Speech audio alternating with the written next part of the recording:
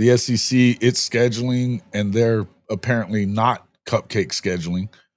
So we'll talk about it with one of your favorites right now on Hall of Fame College Football.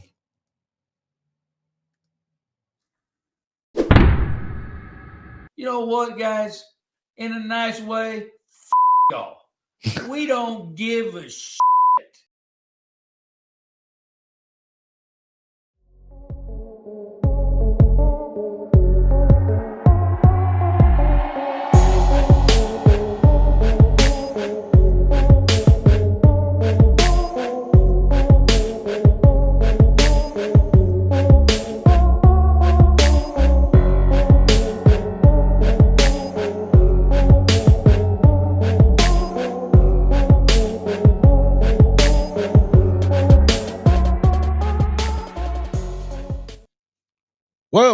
Welcome back to Hall of Fame College Football with Jason and the coach. I'm your host, Jason Watkins. Coach isn't with us tonight. He's on vacation, but I will have a special guest in studio momentarily as soon as we get through with his little technical difficulties. But if you love college football, you know you're in the right place. So before you forget, smash that red subscriber button, like our videos, and don't forget to ring the bell so you don't miss one moment of Hall of Fame College Football. Welcome in Segoy, Logan Licky, Jake S. Bishop, Dr. Newkirk, Scott Walker. What's up, folks? What's up? How's everybody doing? 39 days until kickoff. Damn right. Excited about that. Excited about our guest tonight. As soon as we get him in here, I guess he's having some technical stuff, but this is one I've been waiting on for a while, so we're excited about that. Lots of stuff going on today. Obviously, this week was the start of Big Ten Media Days. You also have ACC Media Days coming up in a few days as well. Media Day or Media Days, I don't know. That's coming up, though, as well. And, of course, I guess everybody's going to be bitching about the SEC. Big shocker.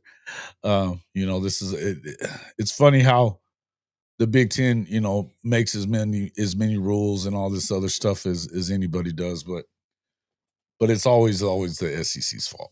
Always. But welcome into the show, everybody. Satterfield, good to see you. Dave Whitehead, good to see you guys. See Scott Walker. Yeah, man, good to see everybody. How are you guys putting those fish things in there? Sugoi, I've never seen those before, but those little weird-ass emojis that are coming up, or animated things or whatever. Anyway, welcome into the show. Good to see everybody in here. Make sure you wipe your feet, share the stream. Man, we need to, I think if we are finally having people able to get notifications, maybe we can bump up these subscriptions and get to that 5,000 mark before the start of the season. If we do, we will have, we'll be giving away 2 copies of College Football 26. So for your game station or your PlayStation or the either PlayStation or Xbox. So we'll see how it goes here. Hold on real quick. We have a hold on real fast.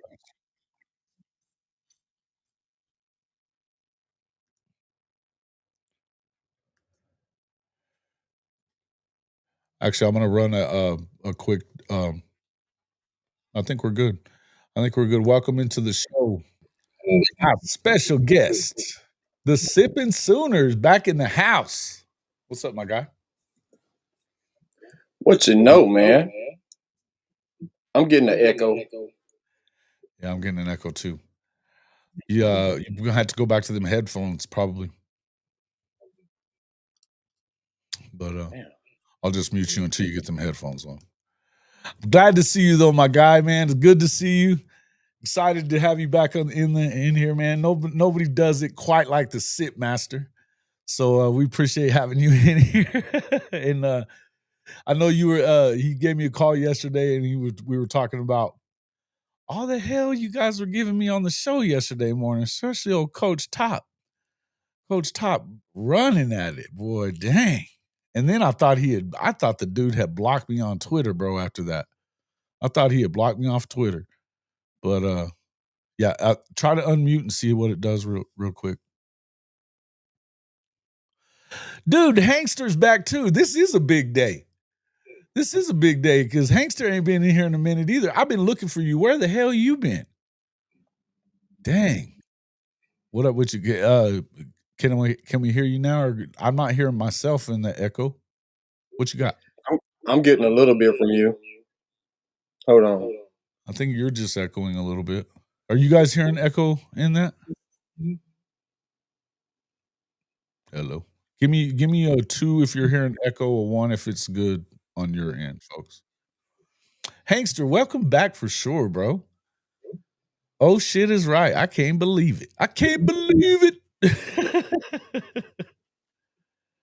Very little echo, Jake says barely. Okay. Little echo. Okay.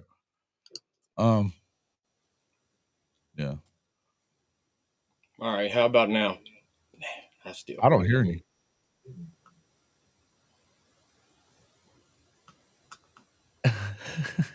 Sooner in Texas. You're wrong. Hankster, man, talk to us, man. Where you been? He said Hank took some time off to trans into her new self. Well, welcome back, Hank. Or whatever. Hey, man, it's good to see you, man. I was wondering where the hell Hankster's been, and I've been wondering where you been, man. What's up, Sippin'? Man, you know me, man. I've been on the road driving across this crazy ass country. And now I'm gonna be home for a while. Yeah. Yeah, man. So I'm gonna get this shit cranked back up and we gonna tear some ass in half. Nice. I love it, dude. Well, there's plenty of ass to tear in half too. I was just saying. I mean, I was taking you called me yesterday, like, what the hell is going on your show today? Yeah, that was a surprise, man. I was like, what the fuck? This shit is internal, ain't it? Yeah. Damn. This shit done get rough out here in these streets. In these streets. Yes, sir. Let's see. I don't know how you leave Joe Washington off the Mount Rushmore of Sooners all time. Someone named Selman, Sims, Boz and Baker. I say Selman, Little Joe Holloway, and Choate. Okay. You gonna leave Baker off of that list? Why? But I do like hey, Jamel Holloway he was my first hero for the Sooners, so he ain't got no arguments for me there. But Bad boy. He was almost as bad as me, man. hey, almost as bad as you, bro. Almost. What you think about my Bishop Frank look, baby? Oh. I had to lick them lips one time too. All right. Is that the Bishop Frank look? Yeah, Hank man. says, what's up, Rob? Rob 077 in the house. Sooner Bob. What's up, man? Says he's driving. He's driving too. Ryan C. Sooner in Texas. Who else we got? Satterfield, as I said. David Whitehead. Everybody's happy to see you, my guy. My gun sweetness. Man. I love each and every one of these guys, man. Hey, man, and Hankster's back in the house. I mean, it's almost like y'all planned this shit or something. Me and Hank like that, man. We like that, bro. Hey, man, he's been my homies from day one. He's one of the day ones on this show, too. So it's like, I hadn't seen his ass in 6 months anyway. But he says he's been surviving. I'm glad you're surviving, man. You're going to have to not be taking time off like that, my guy. And make sure we know what's up. Make sure. Hell, I figured that, he said. Great minds. All right. So what happened? I missed it. Short breakdown. So here's the deal. We were kind of talking about this on Coming On. Started off with Kurt Signetti at Big Ten Media Days today. And I guess they're echoing it all throughout. You know, one starts chirping and the rest of them start chirping. This 9 games in the SEC bullshit, which, look, I think everybody in the SEC wants to play 9 games. They're not just going to give you 9 games just because you want it, though, until they get some assurances that those extra 9 losses ain't gonna mess with their playoff seedings and things like that whenever they play the toughest schedule in the country. Period. End of story. Well, we know Indiana got their weak asses in the playoffs last year based off of that weak ass schedule. So, yeah, you know, and got dealt with. Yeah, until they played Michigan almost at the end of the year, they didn't play a team that had a 500 record.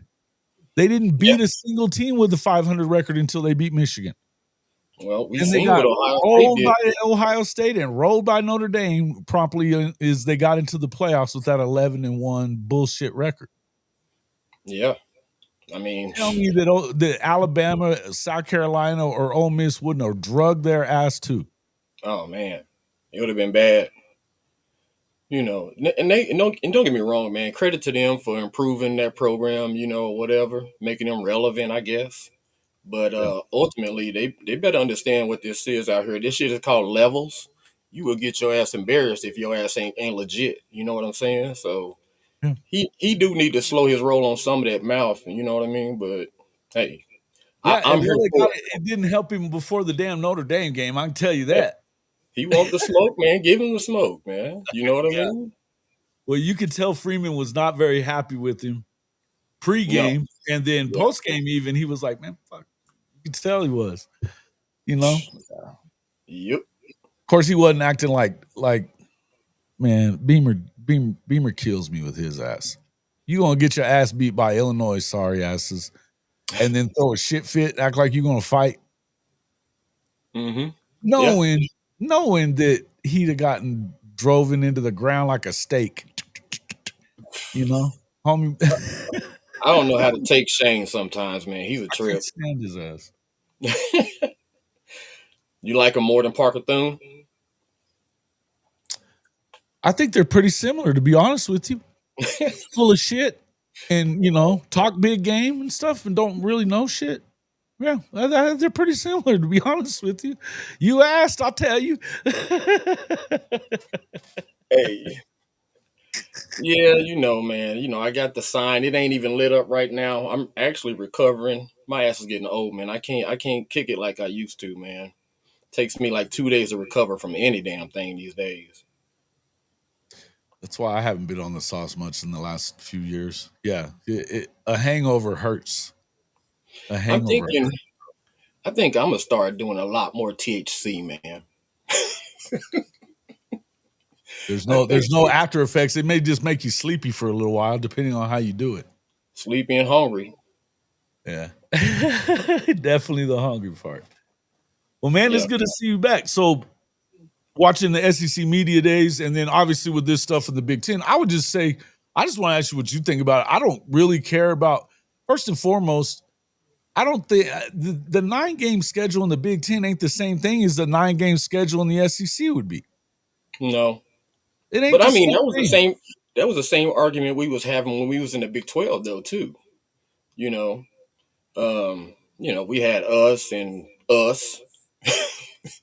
carrying that whole fucking conference and shit. You know, but so we had to basically eat the shit sandwich whenever the SEC said that they was the stronger conference. And, there was years there where Bob Stoops gave a little pushback and whatnot, but, Man, when you win 14 out of 17 championships or whatever it was, something or along those lines. Yeah. It's not like you have a whole lot to say about it. And that was the worst part about it, man, is that when we finally got over there to try to prove ourselves, it was the worst time in the fucking all time, man. Showed up with our shit spread wide open, man. Yeah. Well, that's because you had he's still doing it, and this is the thing. The nerve of this conference to talk that shit when you've got coaches openly running from competition in your damn league. Mm-hmm. Lincoln Riley, Matt Rule,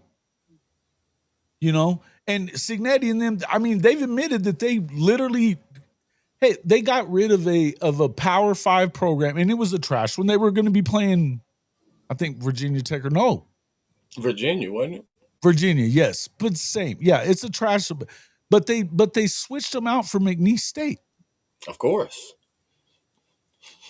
And somebody said the other day that's trading a win for a win. Okay, maybe, but Virginia is they're at least a Power 4 program. They suck right now. I get it. They wouldn't have said that shit prior to last year, though. That wouldn't have been no automatic win before last year. I mean, so I don't know. But I mean, the hell they got in the playoffs with that bullshit they presented last year. So I mean, they just ran it back. Well, and that's the whole thing. They've all admitted it that look, we're doing this the way we're doing this because we want to get in the playoff. Hell, Lincoln said that shit that he said he got it from Nick Saban.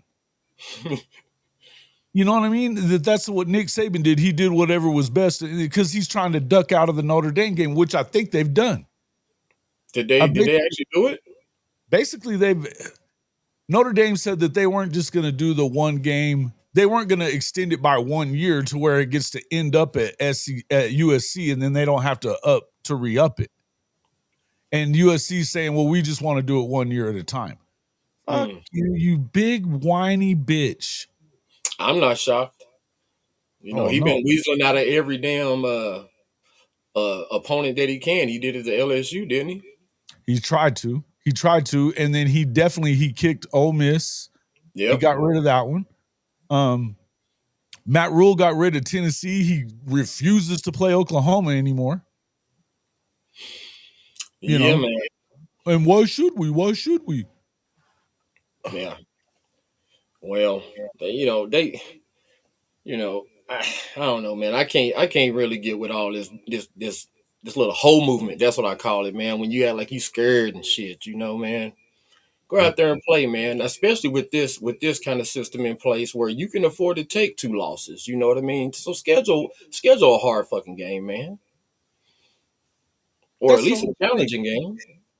And the SEC saying one thing. Look at the SEC's 16 teams. Yes, you've got Mizzou, which, by the way, I saw that there, Rob, is Drink my least favorite coach in the SEC. He's right up there. He's definitely right up there. He has skyrocketed up there. Yeah, he's right up there. But there's a few of them that I'm like, shut up already. And Beamer being one of them. BK is another one. Can't stand his ass. Yeah. BK needs to shut the fuck up already. But yeah, definitely Drink. Drink needs to shut up. I'm trying to think. I don't know, man. It's a few coaches around the country that I'm not. Brian Kelly, I don't. Yeah. I'm not a big Brian Kelly guy. I've never been a big Brian Kelly guy. I think he's full of shit. I know he's full of shit. And then we're talking, he's the same way. This is what we're talking. We're talking about a bunch of coaches that will make excuses for shit. And I don't even really think that Drink's necessarily that guy. I think he's kind of weaselly though. Mm-hmm. He's definitely got weasel in him. But the guys that are on my last nerve right now are the guys that are making a bunch of fucking excuses for not getting it done. Whenever they didn't get Dominic Williams, BK said they're not in the business of buying players. Horse shit. Yeah. You know what I mean? So I'm not believing in all that crap. And my deal is when it comes to Lincoln, we expect it at this point, but stop telling everybody that you're here to win championships when you're not. Yeah. You're not. You're there to be weak. And there's a reason why they picked them to finish 9th. I thought it was weird how SEC, everybody was loving on OU at the SEC media days until the poll came out and then they finished 10th. And like I said, as far as BK goes, like I have stated before, Caden Durham, the running back for LSU, is my cousin. And so I'm not saying that he was bought, but I'm just telling you, he's not down there playing for free. So BK just need to shut his ass up for real. Yeah, I was fixing to say, Caden Durham, you would know. Yeah, come on, bro.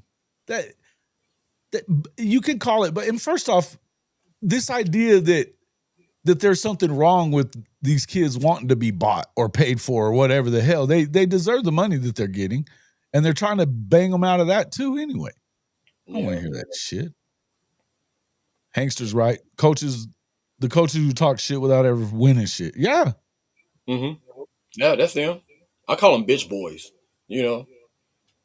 Right. And so that's the whole point I'm trying to make, though. What in the fuck are we talking about 8 versus 9 games? They're acting like it's such a big deal when, again, Indiana literally got rid of a Power 4 opponent to go to a McNeese State or whatever it was, almost an FCS program basically. They are an FCS program. They switched them for an FCS from a Power 4, and they're acting like that matters. You don't tell me that Minnesota and Northwestern and Michigan State even right now. Yeah, Michigan State. Or Nebraska. Nebraska's full of shit. They're not good. Nope. It's wacky. And then Penn State, they can beat everybody else in that league, but they can't beat Ohio State, Michigan, or they won't beat Oregon either. They didn't beat Oregon last year. Yeah, some of the Cowboys. I was hoping he would have came here too, but he's gonna bring his ass here later on in November, and I hope don't get me wrong. I love him. He's family, but you already know he's gonna have to get his ass whooped that day. Listen, man, he had a hell of a season last year, really. I don't think they ran the ball enough at the end of the year with him. They didn't give him the ball enough. And I've been quietly just observing between him and Tatum. Because that's basically what it came down to on his recruitment. Him and Tatum wasn't going to go to the same school. So that's how it all played out. For a minute there, it looked like it could have worked out to where they both could have got in, but and then plus, Caden is into track, and at that time, I know OU's doing better in track now, but you can't really compare LSU and OU track. You know what I mean? So you cannot. Yeah, it's not even kind of close. Yep. Oh, you can't compare LSU and Texas track either. No. I mean, Texas has been good at that lately, but it ain't the same. It ain't the same. No, it wasn't that crazy that OU didn't get him. They got Taylor Tatum. They weren't both coming. Kind of similar to the whole Bo Bentley, Jaden O'Neal deal. Yep. You want to get both of them.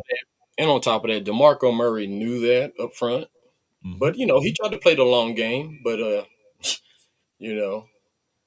I had these conversations with Caden's dad, who is one of my very close cousins, my first cousin. But, at the end of the day, you have to kind of, state your case and then kind of step to the side, because at the end of the day, that's his son, so I got to let him, him and his family do what they need to do.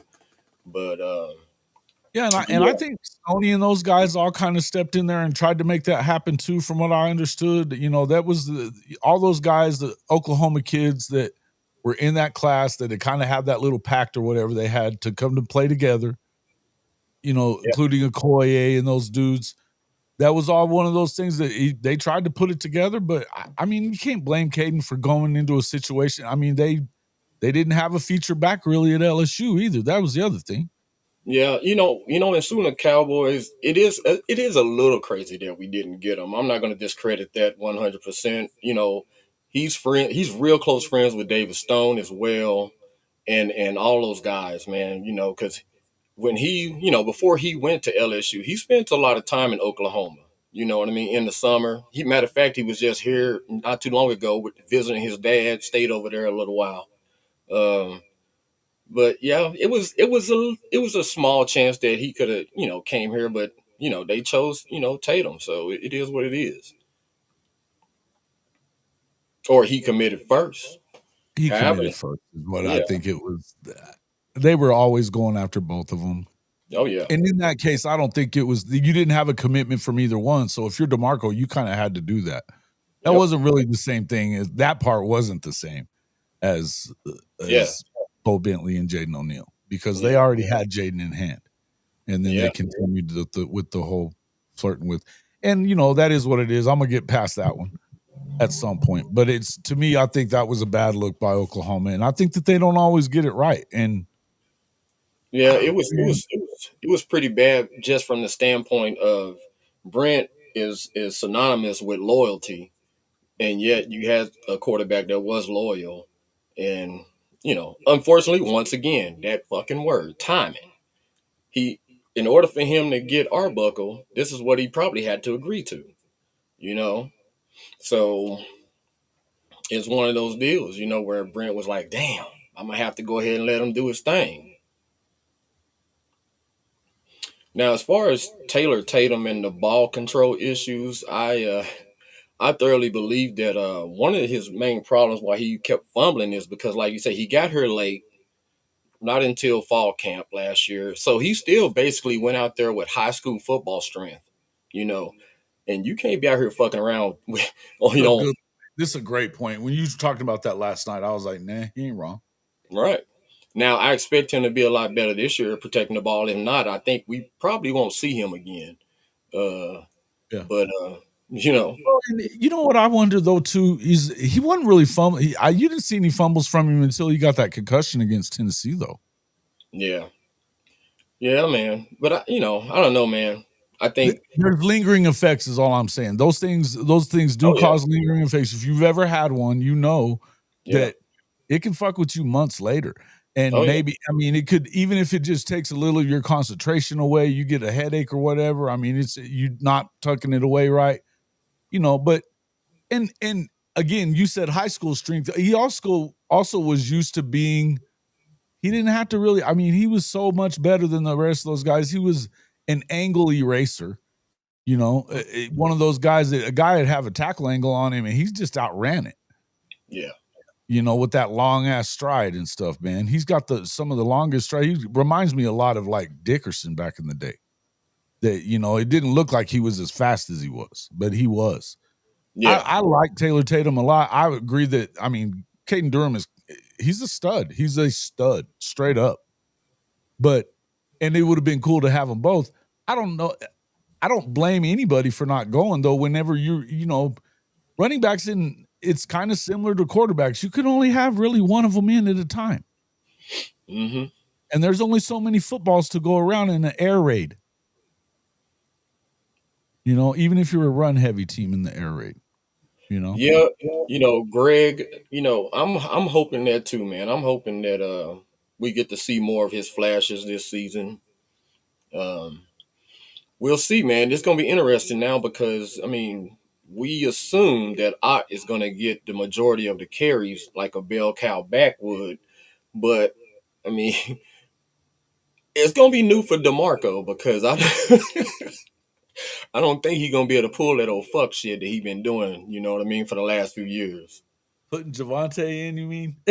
Man, I'm talking about giving Sawchuck 2 carries, Javonte 5, and then some random fucking, other player, like you look up into the day, nobody has had a chance to work up any lather, ain't had a chance to get into any rhythm, and it don't make sense, man. Like I said, man.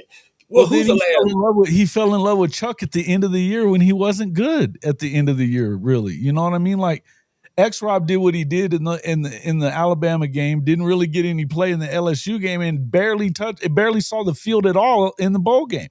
Can you explain that? Out there, especially on that last play that, they're going for the 2-point conversion to win it. And you've got Chuck in there blocking instead of X-Rob. That made zero sense to me. It made zero sense to me. Just like it made zero sense whenever he put Javonte in for the first time in a month plus against Okie Light the year before, and promptly he fumbles the ball. Oh, man. I had to almost go to counseling behind that damn play. Man, I love DeMarco, man. I am a DeMarco fan. I will always be a DeMarco fan. He is one of the special running backs I've ever seen at Oklahoma. And Rob, I read that, man. Darrell Green, one of my favorite old school cornerbacks. That dude was fast, man. Fast as shit. He was.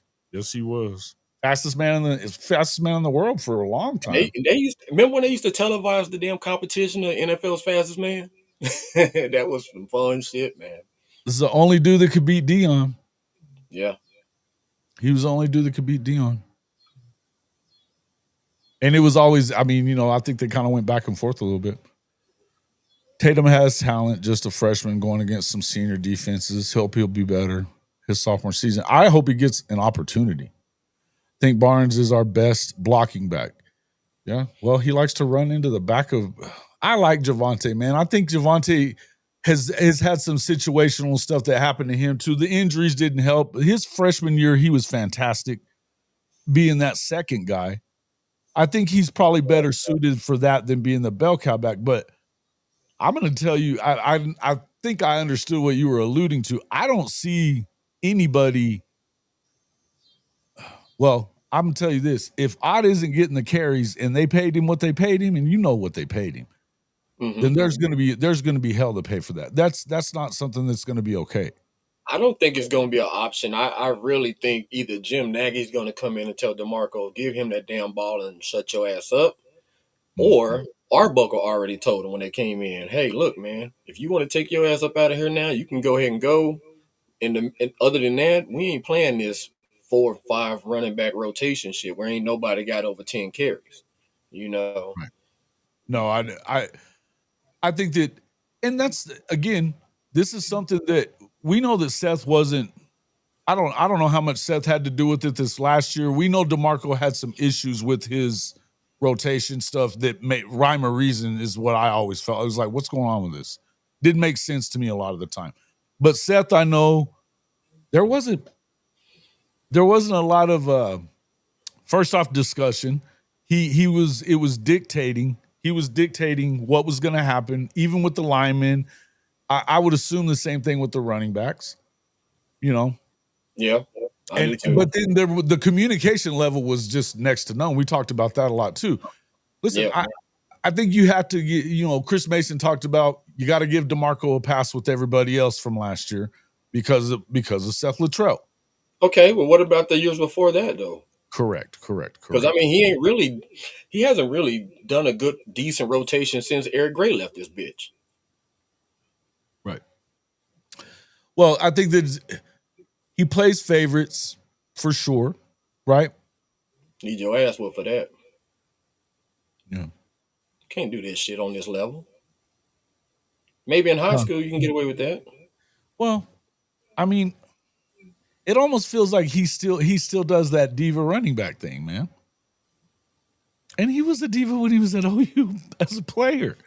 We know that. Again, I'm going to sit here and tell you he's still one of the best to ever do it at OU. No doubt. Absolutely. No doubt about it.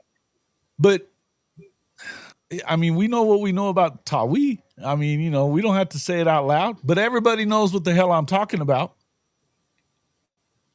Tawi left. He's good. He's at Cincinnati now. Shout out to Tawi Walker, man, by the way. Hold on. How's he still in college, though? I thought his last go-around was going to be Wisconsin. He's still kicking it? He still had he was a redshirt freshman that year. Was he? Because he had 1 year in JUCO ball. And that's part of it too, is that there's no real, I don't know what the hell the damn eligibility rules are at this point. Right. That's true. But he was either a redshirt freshman or redshirt sophomore, whatever. But then he played the 1 year there, and then he went to Wisconsin. He's at least got this year. I think he's probably got another one. Man, I'll tell you, that was unbelievable to me because he absolutely carried the load that year. Mm-hmm. At times when you needed him to. Hey, the Red River game, he was fantastic that year. Yeah, he didn't have a choice, man. You know, we saw Chuck and Barnes. They was playing musical chairs on who wanted to be injured. So yeah, and Chuck did great the second half of the year when they won 10 games, but then we didn't see his ass again almost all season this past year. And look, I mean, like Boganowski was saying, he would have liked to have seen them keep Sawchuk around. I understand. I just would have liked to have seen Sawchuk stay healthy. And no matter what, your best ability is availability. So, and neither one of those guys have made themselves available enough to me. Right? I mean, it's the same thing we talk about Gentry Williams. I think they may have gotten that figured out. I hope that that's the case. Sounds like it. Yeah, but what is he now? What is he now? It's a question. I think that you look at the guy. He's an NFL body, and he has NFL skills. If he's the same guy as he was 2 years ago, I actually think he is going to play his ass off and shock a lot of people, especially anyone that's doubting him. I mean, it ain't like he's got leg problems. It was a damn shoulder. So as long as he can not hit someone and not re-injure it, his coverage skills and his speed is still there. So Yeah. Listen, I mean, and he's a dog, certified. You know what I mean? He's that dude. Oh yeah, He's one of them corners that'll hit your ass. You see, they didn't ask him to go anywhere. That lets you know that he's for real. In fact, from what I heard, they begged him to not go anywhere. Yeah. It wasn't about asking shit. But they didn't want him going nowhere. Because some of those players, some of their beef was that, hey, I'm leaving because the medical staff fucked me up or fucked me over. However you want to look at it. Gentry had one of the biggest cases out of anybody when it came to that. You know what I mean? Like, get the fucking surgery right, man. Oh, I think that they had to make that right. They had to. Oh yeah. The last thing I heard coming out of the season was that there was no way on God's green earth that he would come back. That was the last thing I had heard. And, from multiple people, but nobody in particular. You know what I'm saying? It was like that was going around that he ain't coming back. Yeah. Well, he's back. So go ahead and assume the position. Yeah, well, listen, it is what it is. What's been your thoughts about this stuff with Jim Nagy and all the questioning about his recruiting and / Moneyball or whatever you want to call it?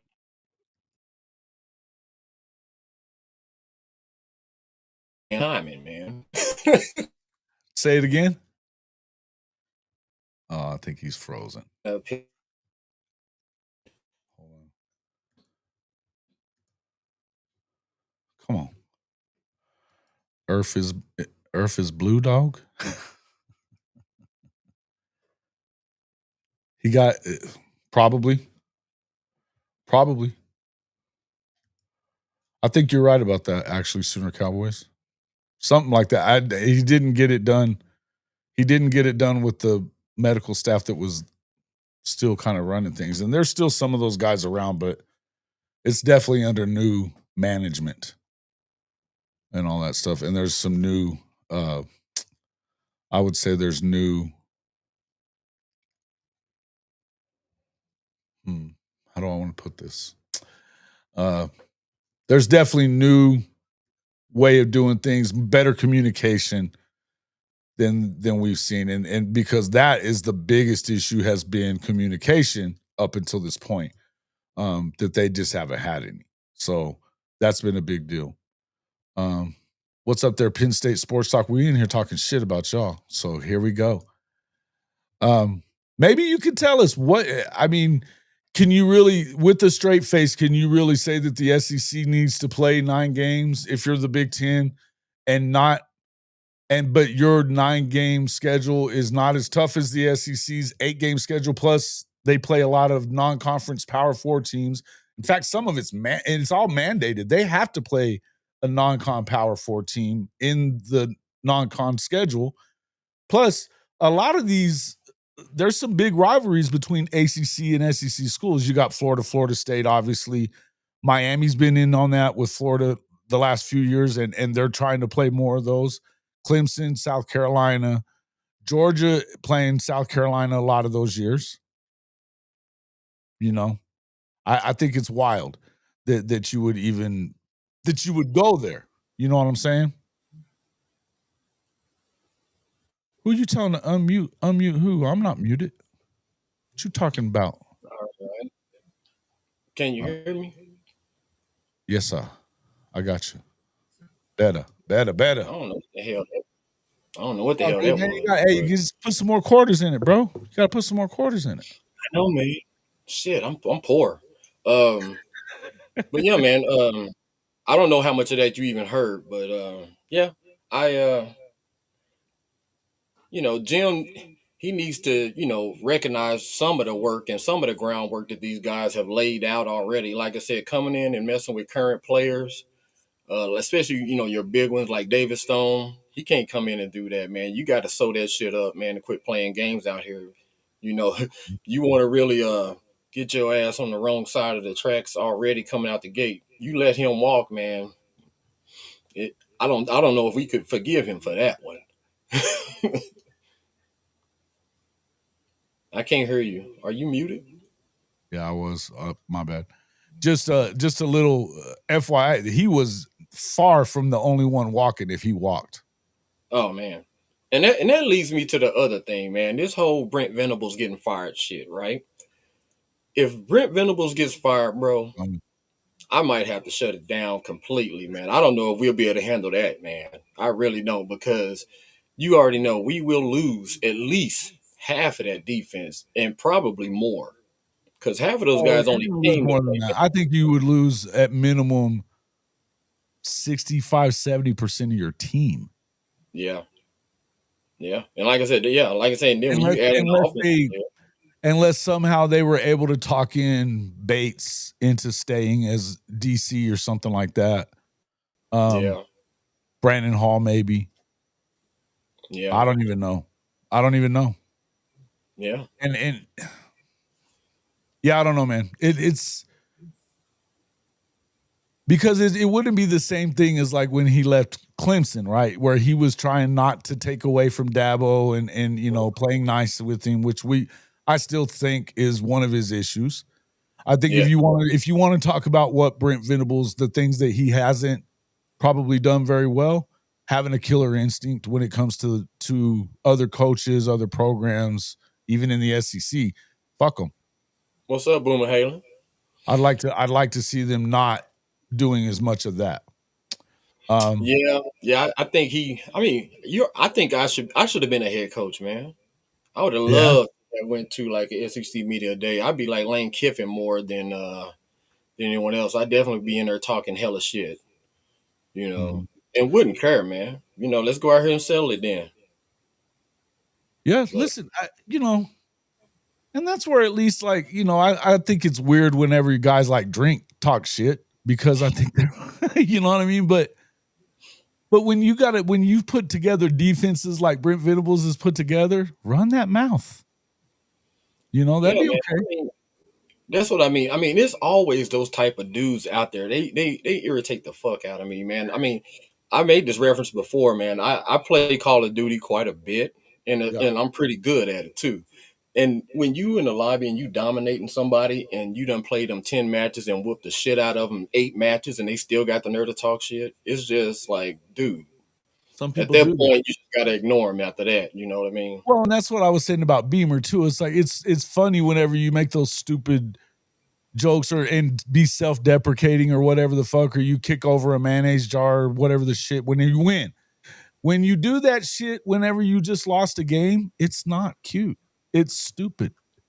Yeah. Like the Drink thing with the blanket deal last year against Texas A&M, whenever he acted like that kid had sent that to Theo's room there in College Station. Get the fuck out of here. Like they would know.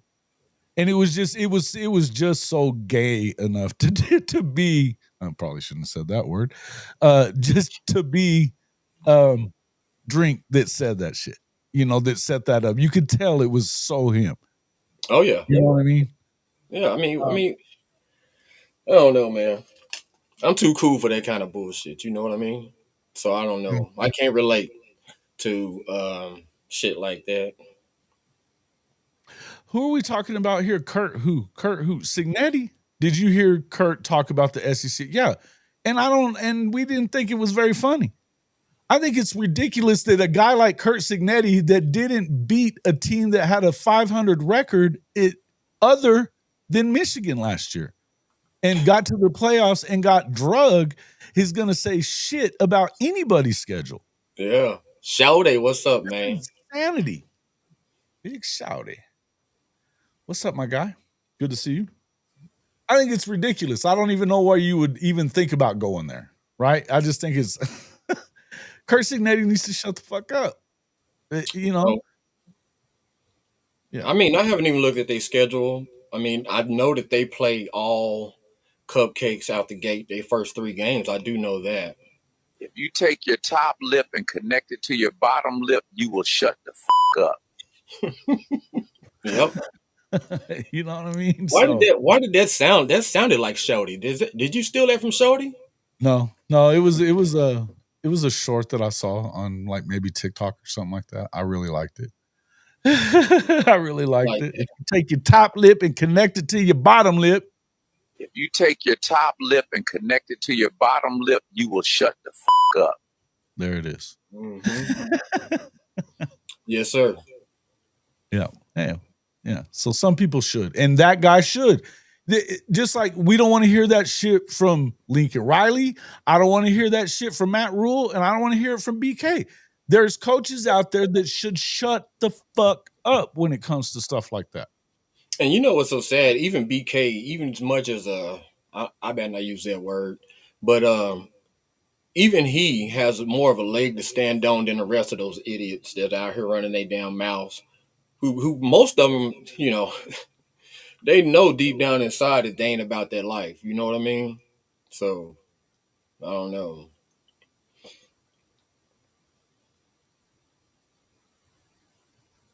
It's wild, man. It's wild that some of these dudes would have the nerve to say the things that they say, and we're just supposed to sit here and like.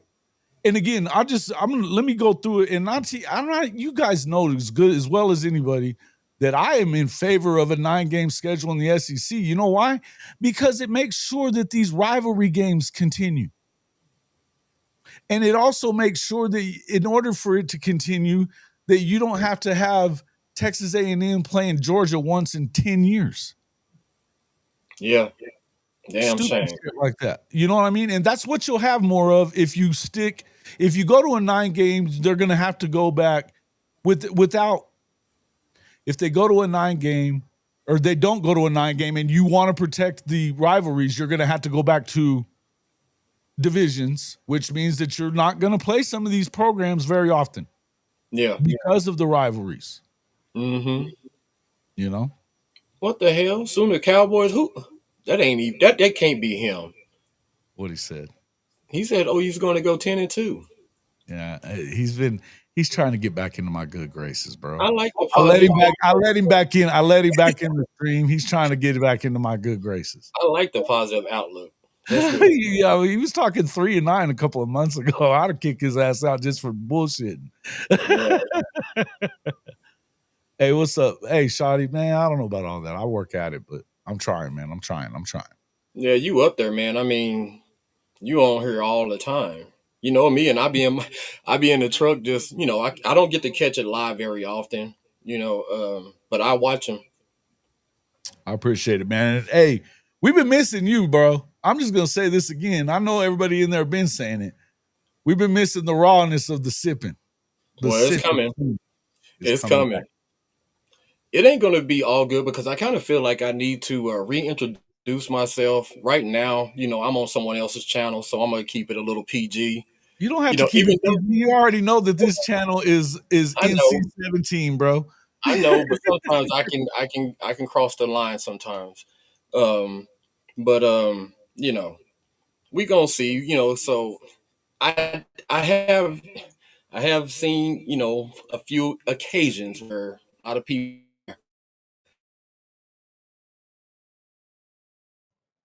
You guys offended or asking you why you needed to.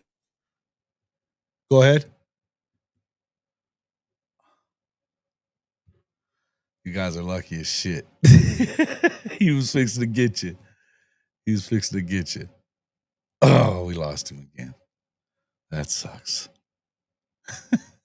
Tebow sits down to pee. I would agree with that. All right, let's see what happens with this. He should be right back, I would think. What up, TP?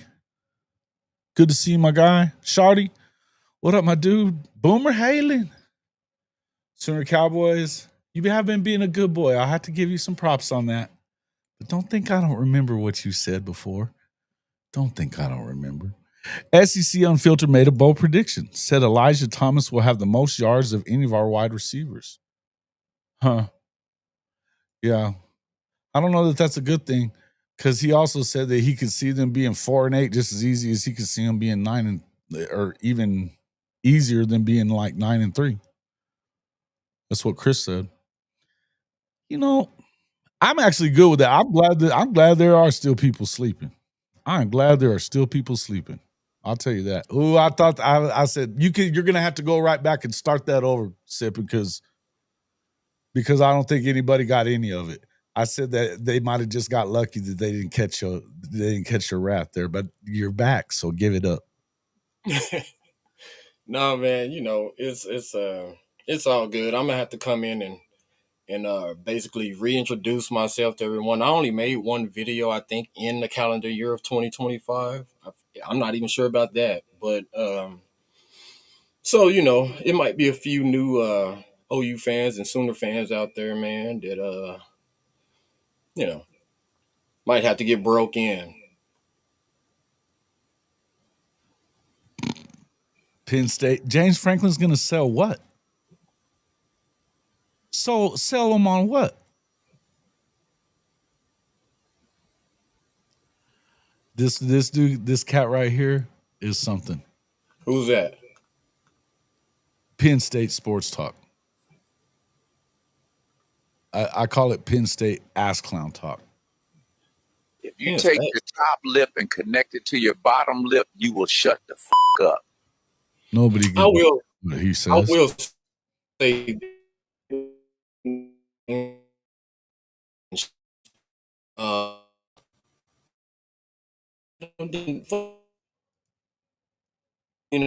Teams, at least Penn State is consistently behind. They don't win big games. Nobody wants to hear a fucking thing from a guy that hadn't won a big game yet. Good for them. They beat SMU and Boise. When are you going to beat Ohio State? When are you going to beat an Oregon? When are you going to, I mean, they got drugged by Mississippi Ole Miss a couple years ago in the New Year's Six game. Drug. Nobody wants to hear from you.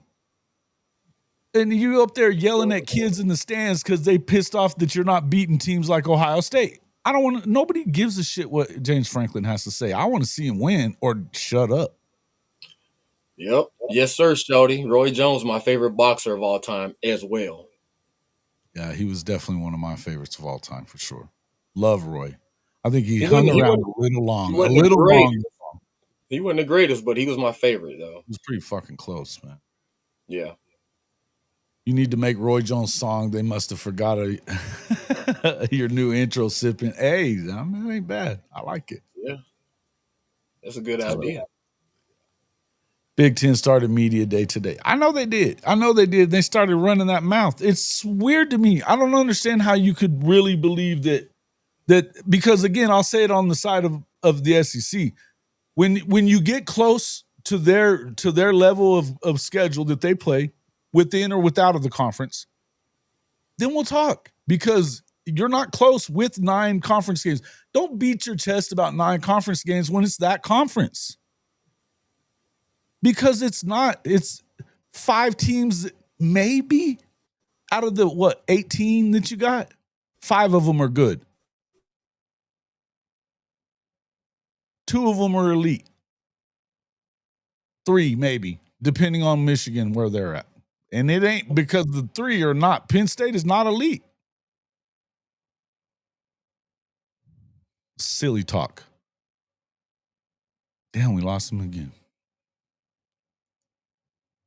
All receipts are coming due. Yes, they are. Yes, they are. He's back. Yeah, man. I don't know what the hell going on. Put some more quarters in it, as they would say. Those damn receipts. Neilio, you're definitely elite. Neilio's definitely elite. Go ahead. Yes, no doubt. I mean, some of these people in here, man, they've been rocking with your ass since day one, man. Neilio is one of them. I don't know how they did it. I was wondering where the hell. I was asking about Hank last week. I was like, where the fuck is Hank? Somebody get a hold of his ass. You did. Yeah, I remember. I seen that. I need to know. I just want to know he's alive still. Yeah, because somebody said they was going to go check on him, didn't they? Yeah, I think Legend. Did Legend get a hold of you, Hankster? I'm just glad to see him back, man. It's been a minute. But like Satterfield's been with me since day one. Neilio's been early. He was early on the show. Bishop. I mean, hell, a lot of these guys have been here for a long time, man. They've just been with us. So, like, I mean, Satterfield and Hank, they were in that first live stream that I was fixing to quit the shit. I almost quit because I had like 5 people in there. Nobody was fucking talking. I was telling this story last week whenever shout out to my guy Trap House Boomin', he made an appearance with us, you know, on the late shift. Keeps cutting in and out like that. It's all good. I said those guys were with when that first live stream that I did, and I was fixing to quit the shit because nobody was talking, and then Trap showed up. Big Trap showed up, and he brought Satterfield and Hankster and all these dudes, and we started talking, and that kept me in the game, man. It kept me in the game for a little while longer, and then they stuck with me. First off, again, shout out to Big Trap. I'll never forget that. Never. Yep. And, you know, prayers out to him, man. He's going through it right now. He's been going through it quite a bit with, you know, family situations. But all love to Big Trap, man. He's our guy. Trap actually reached out to me, too, when I first started. So, yeah. And speaking of that, I turned around and paid it forward. I reached out to ATX sooner when he first started. But I haven't seen him lately. Love ATX sooner. I haven't seen him lately either. Yeah, and he did pop up. He popped in at the end of a show a couple of weeks back. And just said, keep doing good work. But then that was all he said. I mean, we were like, hey, where you been? I'm gonna have to hit him up. I got his cell phone number, so I'm gonna hit him up and see how he's doing. I know he gets to where he works quite a bit too. But yeah, Duke was another one of those guys. Yep. I mean, yeah, dude, all these dudes. I mean, to be honest with you, and Greg even said Trap was the reason that he found me. Yeah. Yeah. Duke was another. I mean, shoot, man. These guys, I got to say, man, you know, and I don't know if you knew, but I hit 1 million views this year. What? You know? Yeah. Which, and now some dudes have got to wait. I mean, listen, that's not a huge thing for a lot of creators. Right. It was huge for me because I was like, there ain't no way I'm going to get 10 motherfuckers to watch this show. Yeah. You know what I mean? When Bryce stopped coming on, I was like, this is over. Go ahead. But it was, to me, that was a big deal. That was a big deal. Yeah, man, I'm not stopping now. In fact, hey guys, we got some cool stuff coming up. Definitely gonna have some. So I'm taking off tomorrow, sometime tomorrow.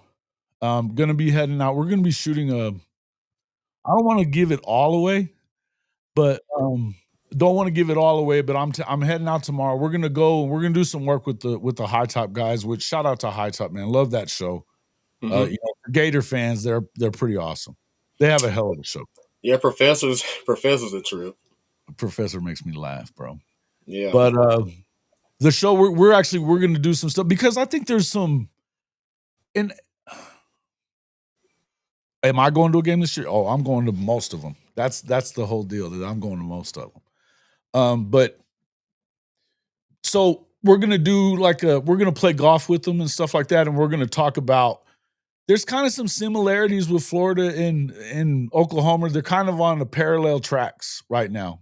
Same thing with the coaches, kind of on shaky ground, but they got good quarterbacks and good defenses, right? I think that we want to talk a little bit about some of that stuff and kind of preview the season, but I think something else may come out of it. And so we're working on a couple of different things. This is going to be a fun week, just kind of cruising. I'm going to cruise down to San Antonio and see my cousin a little bit and my boy Terrence. That's Darian's pops. And by the way, for those of you who know Darian and yeah, you're gonna be there from Michigan. I'll be there from Michigan. Hankster, I love it when you start up on High Top. He would appreciate that too. Damn, shit, man, this damn thing is cutting out every 10 seconds. Dang, bro, I don't know what's up with you, man. I don't know what's happening. It's weird because are you hardwired into it, Sip? Mm-hmm. Yep. You are hardwired into it. It's not Wi-Fi. Okay. I gotta stay hardwired, man. I'm a gamer, bro. Okay. But you know what? I actually stopped hardwiring mine in, and it helped mine. recently. I had to. Because I was getting a lot of fuzz. It wasn't cutting out, but I was getting fuzzy stuff. So I got off the hardwire part. And it's been better. Yeah, I'm gonna go back to the drawing board and rearrange and do a whole lot of different shit now. But we'll see what it do. Yeah. I need to start with unplugging this bitch and throwing it out the window. Yeah. Hangster says High Top's a typical OU hating clown ass. To be honest with you, High Top would appreciate such a statement. Yeah, he's a crazy ass. But in the professor, man, he's been our boy. He's been our boy since day one. So yeah, you know, he's been our guy. But no, man, we're gonna do some cool stuff. And to be honest with you, I think it could turn into something really cool. I mean, that's the hope here. I mean, I'm gonna throw the nuts on the table anyway and give it a shot.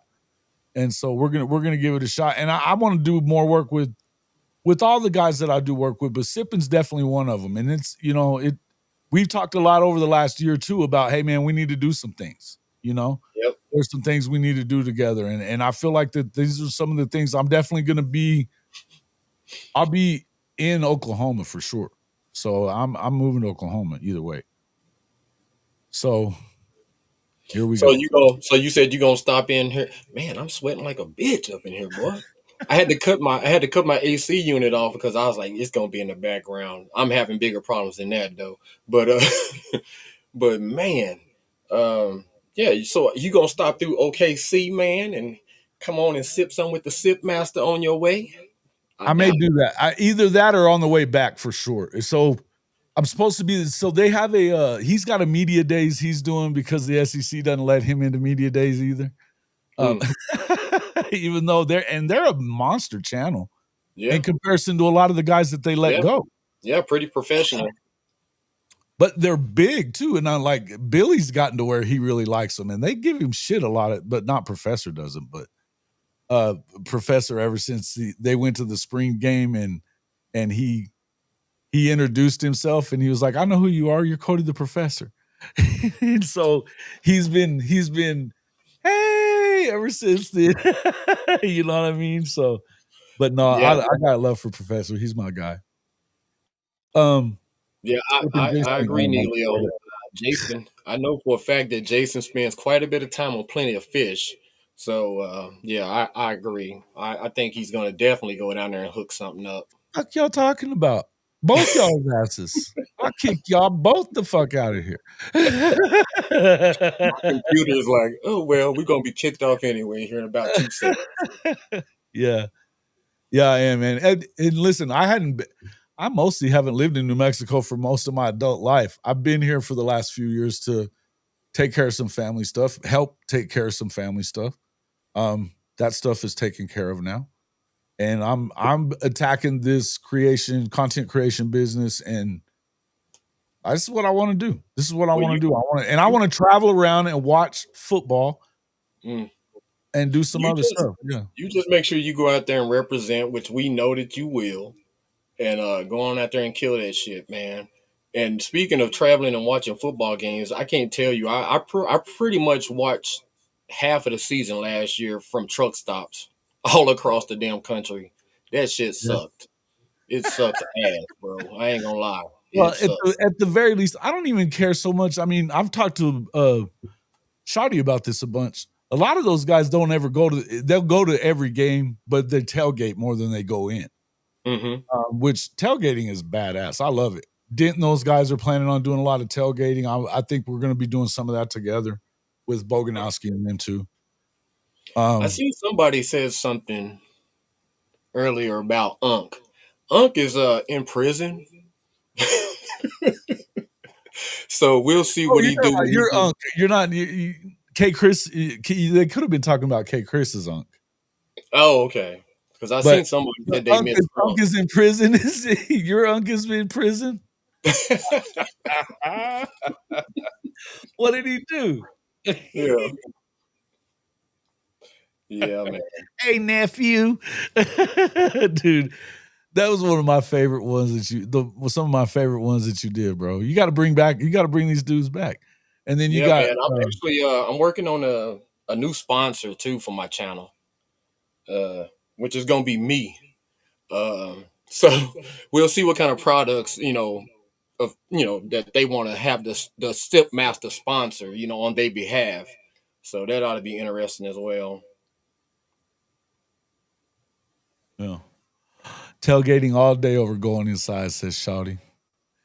You like to be out in them streets, don't you, Shawty? He likes to be in them streets. We already know. Hey, man, it's fun, though. I'm cool with that, too. And you can set up some killer setups where you can see, to be truthful, a lot of times inside the stadium isn't the best place to see the game. Damn it. He lost it. Quarters again. Damn it. Tailgating all day over that. I'm with you. About to find out. Hope he's worth what Georgia paid.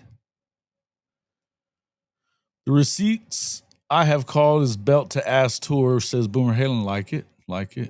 Eho to Simp, you said you tailgate the USC UCLA game every year just to party with people, and then we had home at kickoff. So is it decent when I guess for that game it could be, huh? Because usually they don't even fill the damn stadium anymore at those places. I don't understand that part. And don't tell me it's because there's other shit to do in California, Trojan fight. Nobody wants to hear that shit. We brought our TV last year and watched OU Bama. I was wearing my Baker jersey. I love it. Last time I was out there was the Georgia-Oklahoma Rose Bowl game. Oof. Or the last time I went to a game out there anyway. That was rough. Fucking bullshit. They should have won that damn game. Should have rolled in that game. Fucking sorry ass Lincoln. Got to make a UGA game. I'll be down that way end of October. Nice. Yeah, I don't know that it's a big city problem. I think Miami has a problem with their stadiums halfway across the damn state from where they are. It's not near the campus. I get it that that's kind of similar with USC and UCLA, although it's not the same. It's not the same, but it is what it is. Trojan Rid was bear worth the money. Good call. That's a good call too. Good call. See, here we go. Hey, Hank's back in the house when he starts fucking with USC fans.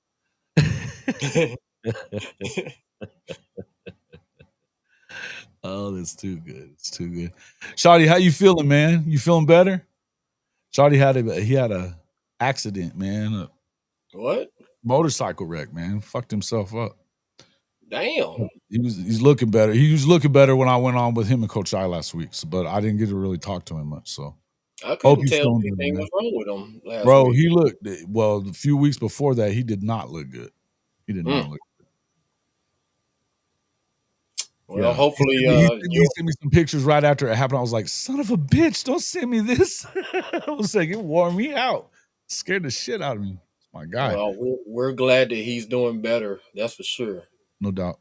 Grossy probably about to commit. Yep. He need to come on and quit playing. It'd be good if he does. Jake Cruel, I still think Oklahoma's in a good spot. Back in the streets. You're back in them streets? Good. Well, take it easy on him. Don't hurt him, Hammer. In the streets, not on the street, bro. Don't be hitting the street and shit like that. You know what I mean? Walk lightly. Damn. Okay, Chris is probably in prison too. Oh man. No, man. I'll shout out to K Chris and shout out to Unc. We all love. He's probably listening in right now. So it came from Sooner in Texas, not me. I like Unc, man. He makes me laugh. He said he's probably in prison too. Any chance we land to Fuana? Mm-hmm. I think so. From everything I hear. Did you guys notice that he was a little perturbed? Nagy was he seemed a little perturbed. Not just with the fan base. I think he was a little pissy about some of the content creators that have been kind of questioning him too. And even the media itself. I mean, in my opinion, I think we got the best evaluator as far as GMs go. So, I mean, I just think it's going to take a while for us to see the fruits of the labor. We'll see a little bit with Jaden Ott this season. I think we'll really the portal guys might, Yeah. might show you a little bit or whatever. But I would tell you that as far as it goes with their high school stuff, and he said that if he's got a blind spot, it's the high school, and that's why he hired some of the guys that he hired for that staff, was because that they've got 60 plus years of experience evaluating high school kids. Mm-hmm. So I don't. It's weird to me that we would that people, not we, because I don't do it. That a lot of these fans are literally that they think they know more about what it takes to evaluate and know what the hell you're looking at than he does. Even he does, and he's telling you he has a blind spot. Yeah. At the end of the day, I think it's going to work out fine, man. We just need to start playing these games. And a lot of this stuff kind of go to the back burner. No doubt. But yeah, I'm very interested to see how it's going to play out. I think though, I mean, if we can just get through this season, man, and live up to expectations that we have, not none of that fucking 6.5, not even at 8. If we can get to 10, then watch out. I think 10 is the start. It's a start. I don't think that you're going to see any undefeated SEC teams in the near future. Probably, I think that's a tough ask, right? I think 10 and 11 wins is what you're looking at doing. I mean, you just want the main thing is to make it into the dance. I don't even know that it's as much about winning conference championships anymore. Although that's important to Oklahoma fans. It is to win conference championships. They've won more of them than any team in the country. Yeah, by a margin, by the way. Yeah, but I mean, there's a margin there. If you really look at it, though, I mean, what is there? We went from basically us, and then maybe we had to sit around and wait to see who else was going to rise up to challenge us when we was in the Big 12. True. Now we got Alabama, Georgia. They gonna be there every damn year. Ain't nobody believing in Texas but Texas. And so we'll see, man. There's a lot of glad handing and nut hugging going on with them, but it's a whole bunch of knee pads, man. Whole bunch of knee pads out there. The glaze is thick, bro. The glaze is thick. It's thick. But what my man Bernie Mac said, they used to call you jawbone. They used to call you jawbone. I saw that on a freaking tweet the other day. I even remember your name. Yeah. Oh man. Stop. Oh my God. You cry. That's hilarious. Have the defense to do it. No, hey, Duke said it in here just a second. If we sneak into the playoffs, why not us to run the table? Listen, I've told you guys this a bunch of times. Nobody wants to see Oklahoma in the playoffs. If they make it to the playoffs, nobody's going to want to see them. No. Because that means that they have gone through the toughest. Here, hey, remember what I told you about this dude yesterday? Mr. Glaze himself. This guy? Yeah. Mr. Glaze himself. That's one of my favorite movies, too. Yeah. Hold on, let's see here. Nobody gives a shit about Michigan here, bro. That's why. Yeah, we won't be tuned in for that one. Unless he says something out of pocket now. He says he's a Sooner fan. I don't believe him. All I've seen him do is glaze Sharon Moore for like weeks on every channel he goes to. It's so weird. So weird. And then one of them, he was threatening people that weren't really talking to him. It was weird. He's a weird guy. I think you're going to find out if you can get through it, though. If you can find a way in, right? Mm-hmm. Then that means you're going to be really battle tested. You will have played Alabama. You will have played Texas. You will have played LSU. You will have played, which, by the way, another reason I don't believe in South Carolina, you realize that 9 of the 11 dudes they had on that defense that was so good last year is not there anymore. I mean, I didn't think they was real last year. You know what I They mean? weren't, man. Outside of the two ends and Lenore's, you know. Lenore's had 201 total yards and a touchdown against Oklahoma. It wasn't about Lenore's. But he still was their best player on offense. No doubt. I think he's one of the best quarterbacks in the country. I don't think he can do it by himself, though. No, he ain't at that level. Coach I's nephew had a great year at receiver. I don't know Coach I's nephew plays over there? He does. Yeah, he's really good, actually. He was a true freshman, and he led the team in receiving. Damn. Yeah, man, he's good. I was about to say that was good, but then when I started thinking about it, I was like, a true freshman, unless your ass is Jeremiah Smith. Nick Harmer should have been leading the team in receiving, but because of the size and all that kind of stuff, but he hasn't. But he's a track runner trying to play football. So he didn't run track this year, though, apparently. So or at least not the spring. So I had that focused on football, apparently. But that could end up running into issues for your number one receiver guy, who now all of a sudden, if he's not getting the targets that he should get because they're giving them to Nick, then he'll probably end up. The guy's good, though. I mean, we're talking. It's Maceo. What's his last name? Maceo. Help me, Shawty. Damn it. What's his last name? That's that James Brown Maceo, huh? He good, man. He's real good. Real good. He's got speed. He's got great hands. Runs good routes. He's a route runner, fool. I like him. Yeah, but, Jeremy Seth done took his old raggedy ass over there to Tennessee, which is good. Because I think that bodes well for us when we go there. What is his role over there? Is he an analyst, or is they actually letting him coach someone? He's an analyst because he's got Oklahoma's still paying him. Ooh, don't get me started on he had a 3-year, $2 million a year deal, something like that. 1.5. I mean, I don't know. I'm just throwing this out there. I think Joe C had a lot to do with the whole Seth thing. That's a guarantee that's exactly what happened. It's been more than confirmed. We knew that before. It's been way confirmed now. It's almost Maceo Bennett is who I was thinking. It's almost like him and Jackson both got paid off to do the shit that they was doing last year. It didn't make no sense, man. Like, what? This is the best fucking plan you came up with? Like, I don't know. Right. It's crazy. And then Jackson single-handedly gave away the Missouri game and the Tennessee game, in my opinion. Yeah, no doubt. Well, even you got to think about it. As well as you saw Hawkins come in and play in the Tennessee game, he was still held back by Seth Luttrell. Just like he was held back the next week when they played Auburn.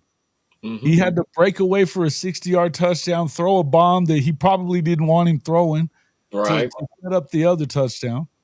And then they threw a pick six. But they were that offense. I mean, you could call the plays watching on television. You knew what was coming. They were telegraphing it, and they did it all year. And I say it, man. I really thought it was gonna probably work out, because I wasn't thinking about Jackson being that bad. I thought that, even if they hit a few bumps, Jackson would be able to work his way through it. Couldn't have been further than the fucking reality and the truth. Just absolutely just unacceptable.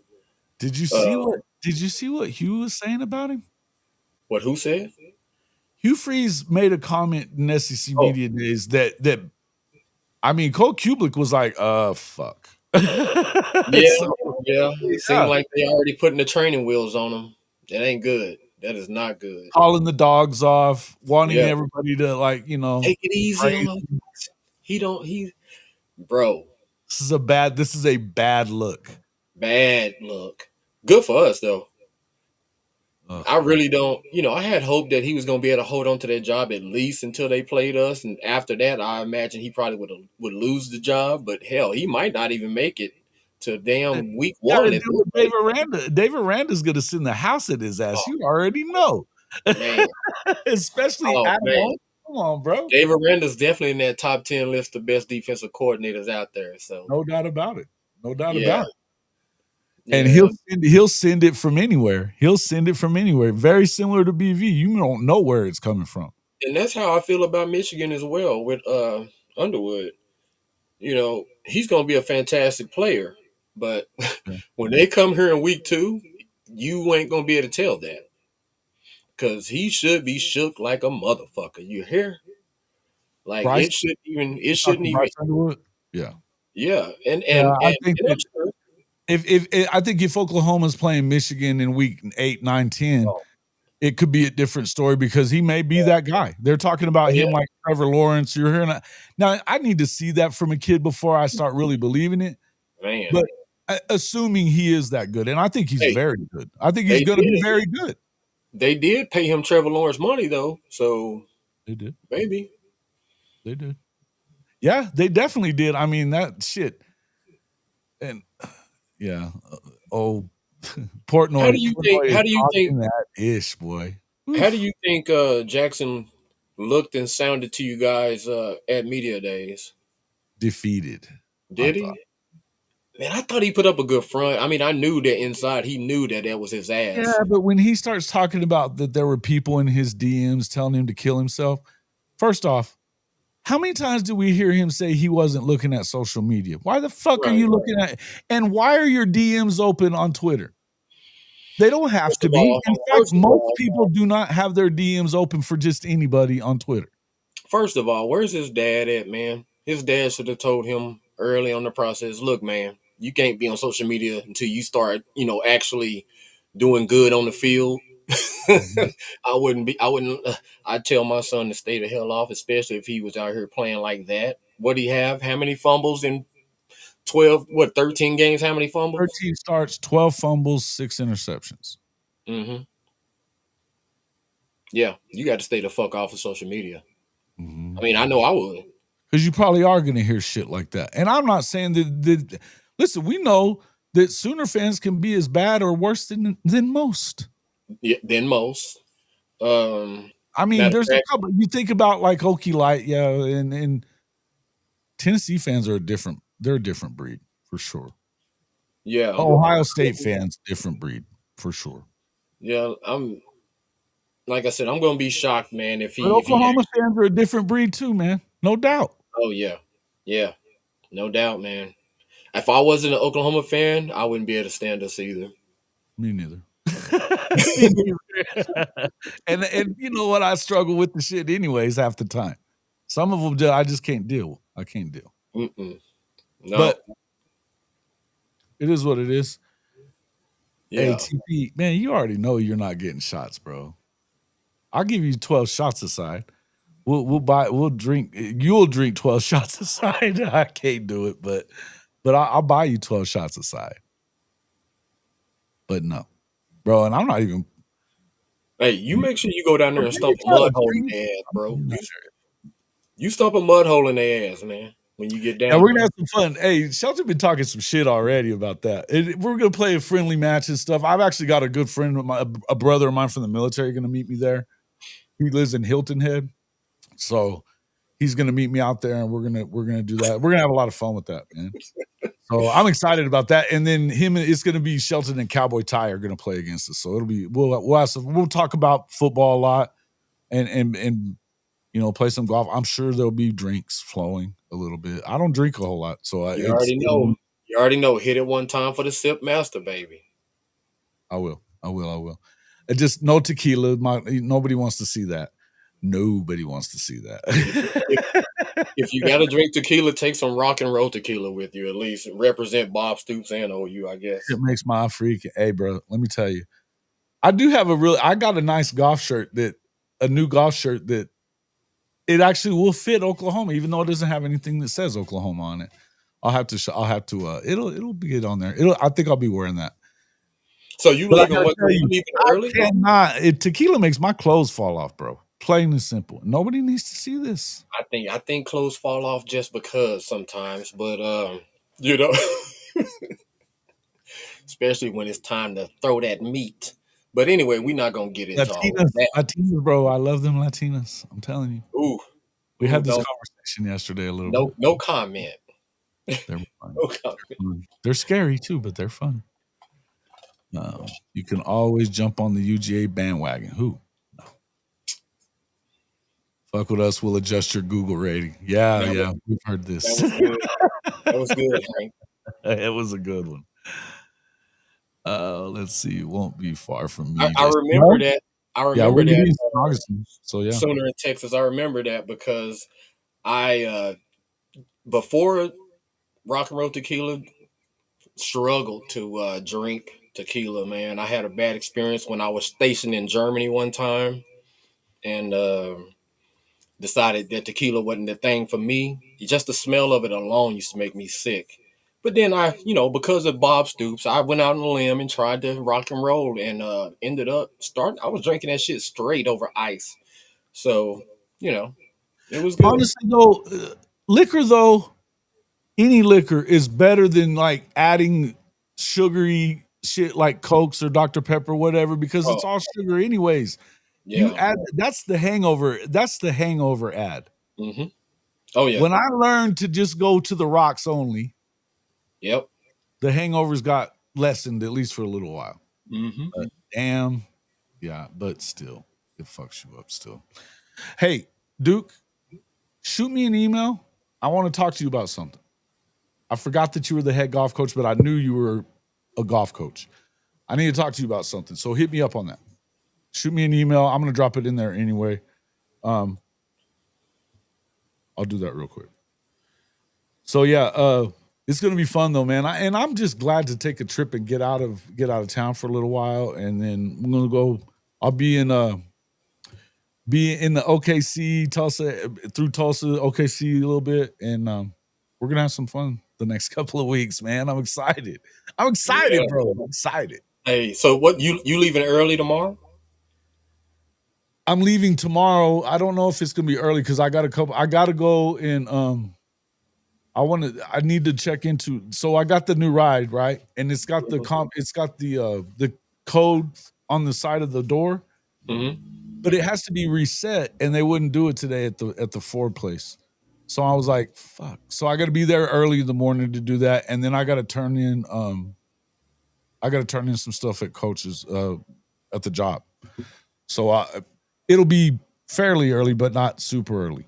So, okay. But yeah, but I'm definitely leaving. I'll probably be coming through Oklahoma on the way back though. So I'm gonna go ahead and go down to like San Antonio, Houston, Baton Rouge. I am going to stop and see Trap, and then I'll be heading straight over from there. So I should be there like Friday.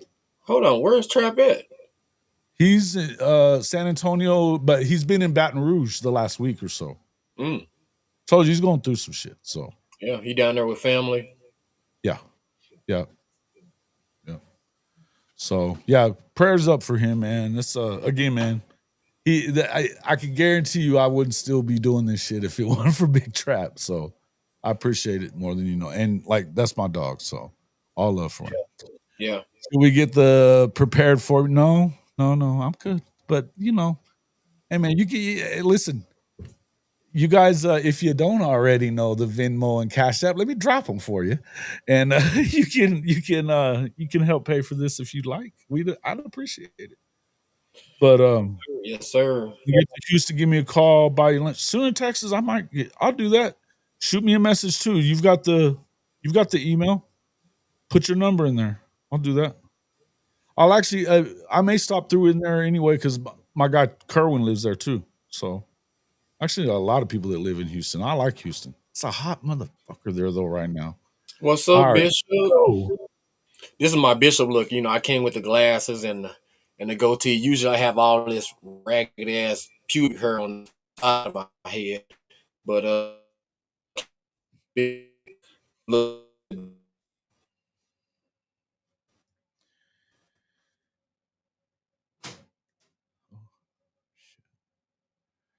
Oh, I think we lost him again.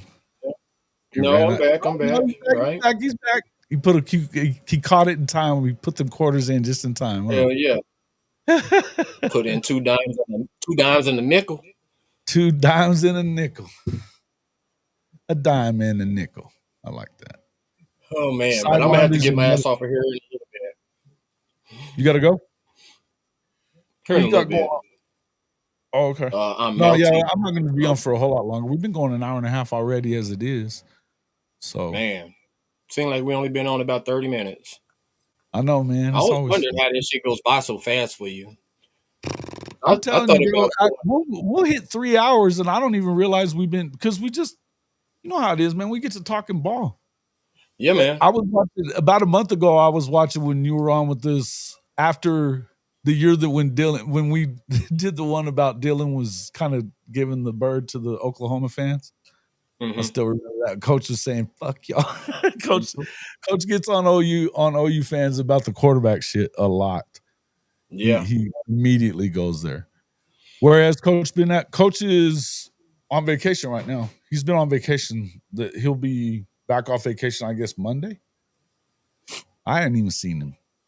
When he goes on vacation, he goes radio silent. Coach does He ain't checking nothing to do with no damn football. nothing. He don't talk to nobody about nothing. He said he got better I shit don't to know do. what he's holed up somewhere. Yeah, Bishop, I toyed around with that before I had to step away. I was gonna do a late night podcast called Sipping After Dark. That shit got shelved. So I could go and drive these trucks. But Well, I've been doing Jason the late. stole my idea, by the way. 2 a.m, man. I was going. Jason stole my idea, y'all. I hope y'all Is know that that. what you did? Well, listen, you weren't doing the shit yourself, so So now I'll have to get on that with him, and that way I can do it that way. anytime you want to, man, you already know. And I'll even let you can stream it to your channel for all I care. we're gonna, yeah. If I come on there, we'll have to crank it up a little bit, and I don't know. We'll probably get banned at some point. I think I just got off the shadow ban, get it. maybe. Big Bogue said it was the first time he'd gotten a notification was yesterday in like a year, he said. But T Boomer, what's up, T Boomer? And I know you've been talking to us. How has Coach Dent been? He's doing good. He's doing good, man. That dude's busy. Busier than a cat covering it up, man. He's got all kinds of stuff going on with with his camps and some of this other stuff that they got going on. A lot of stuff he's going to be doing in Oklahoma too. Marcus been at it. See, we spoke too soon. Dylan, sad how Cleveland treats you.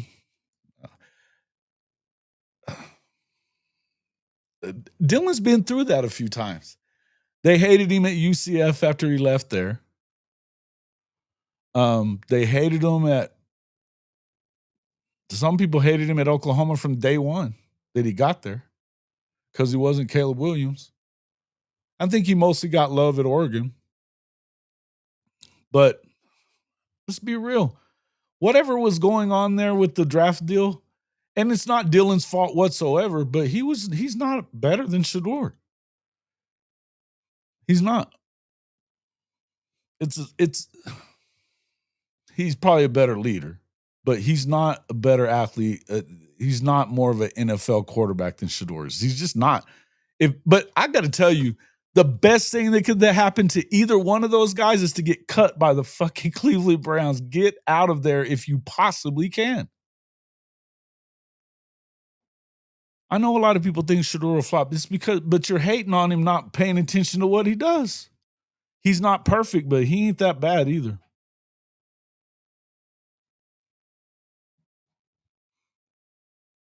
That's all I'm saying.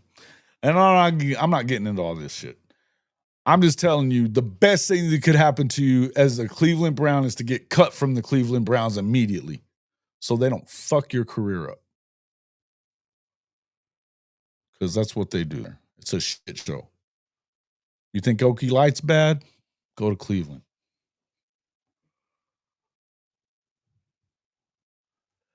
Odd is the one way to put it, Trojan. Odd is one way to put it. Ass clownish is another. Brown's Browning is another. They're fucking idiots, dude. They ain't got a clue. But it is what it is. Baker did it right. Well, listen, but yeah, what good did that do him? He got his ass kicked out of there too for nothing, and they were doing everything they could to sully his good name the entire season, trying to get him killed while they were doing it. Fuck them. Fuck Cleveland, man. I will never, and you know what, man? After the way that went down and the way that they treated Baker on the way out, the organization and followed by that fan base, no, man. Done. I'll never have respect for the Browns. The best thing that could happen for Shador or Dylan is to get cut. That's all I'm saying. No doubt. If they're lucky, they get cut.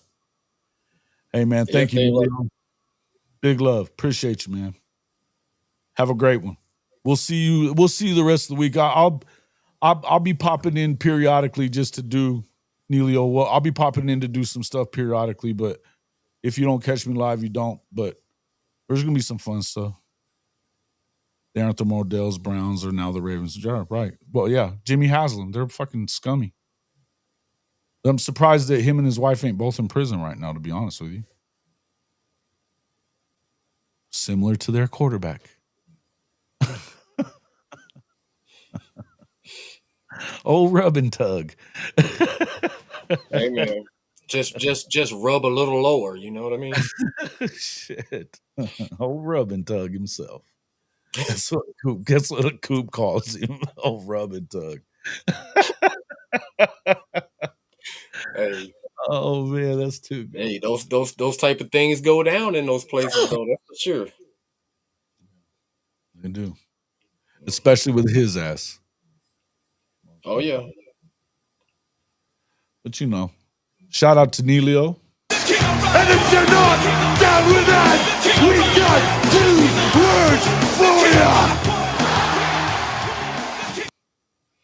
Shout out to Neilio, our guy. He's the reason that we have that sound effect, so I throw it out there. But sometimes you just got to tell everybody to suck it anyways. Yep.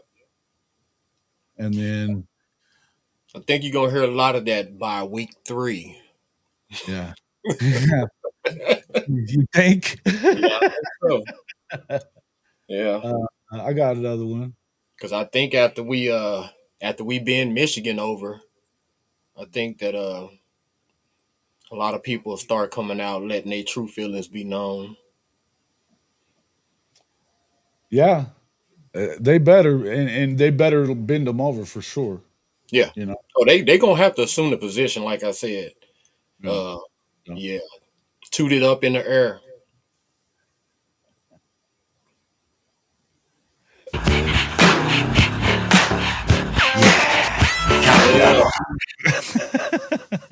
I can't leave that on very long though, because it gets pulled. No doubt, man. Atomic Dog though, baby. I love George Clinton. He's the man. Awesome song. I love it. Where the hell is? I got one. Oh, yeah. And that's the format. And USC sucks. Off-road Trojan fight there. Off-road Trojan fight. Hey, I heard. I caught wind that Paul Feinbaum went off on Lincoln today.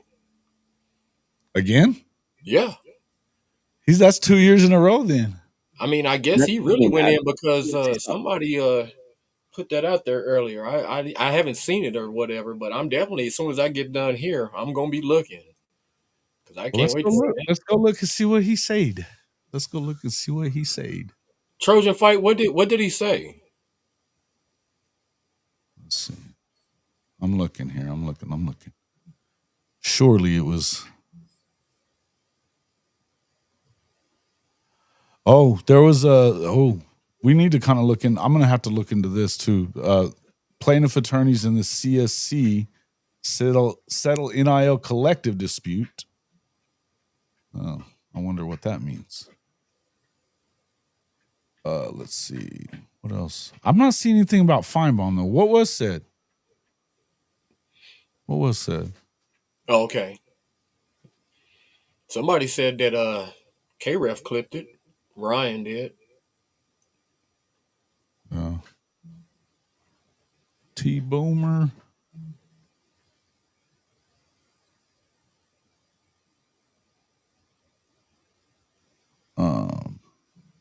Yeah, I don't know what he said.